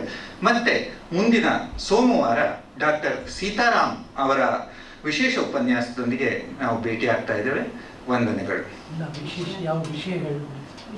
ವೇಮನ ಮತ್ತು ಬಸವಣ್ಣ ಇವರ ಕುರಿತಾಗಿ ತೆಲುಗಿನಲ್ಲಿ ಮಾತಾಡ್ತಾರೆ ಡಾಕ್ಟರ್ ಸೀತಾರಾಮ್ ಅವರು. ತೆಲುಗಿನ ಖ್ಯಾತ ಉಪನ್ಯಾಸಕರು, ಹಾಗೆ ಕವಿಗಳು, ಲೇಖಕರು ಕೂಡ.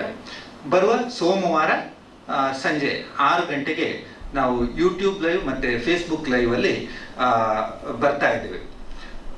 ಬಸವಣ್ಣ ಮತ್ತು ವೇಮನ ಈ ವಿಷಯದ ಬಗ್ಗೆ ತೆಲುಗಿನಲ್ಲಿ ವಿಶೇಷ ಉಪನ್ಯಾಸ ಇರಲಿದೆ. ಆವಾಗ ನಾವು ಮತ್ತೆ ಭೇಟಿಯಾಗೋಣ. ವಂದನೆಗಳು. ಇದೀಗ ರಾಷ್ಟ್ರಗೀತೆ.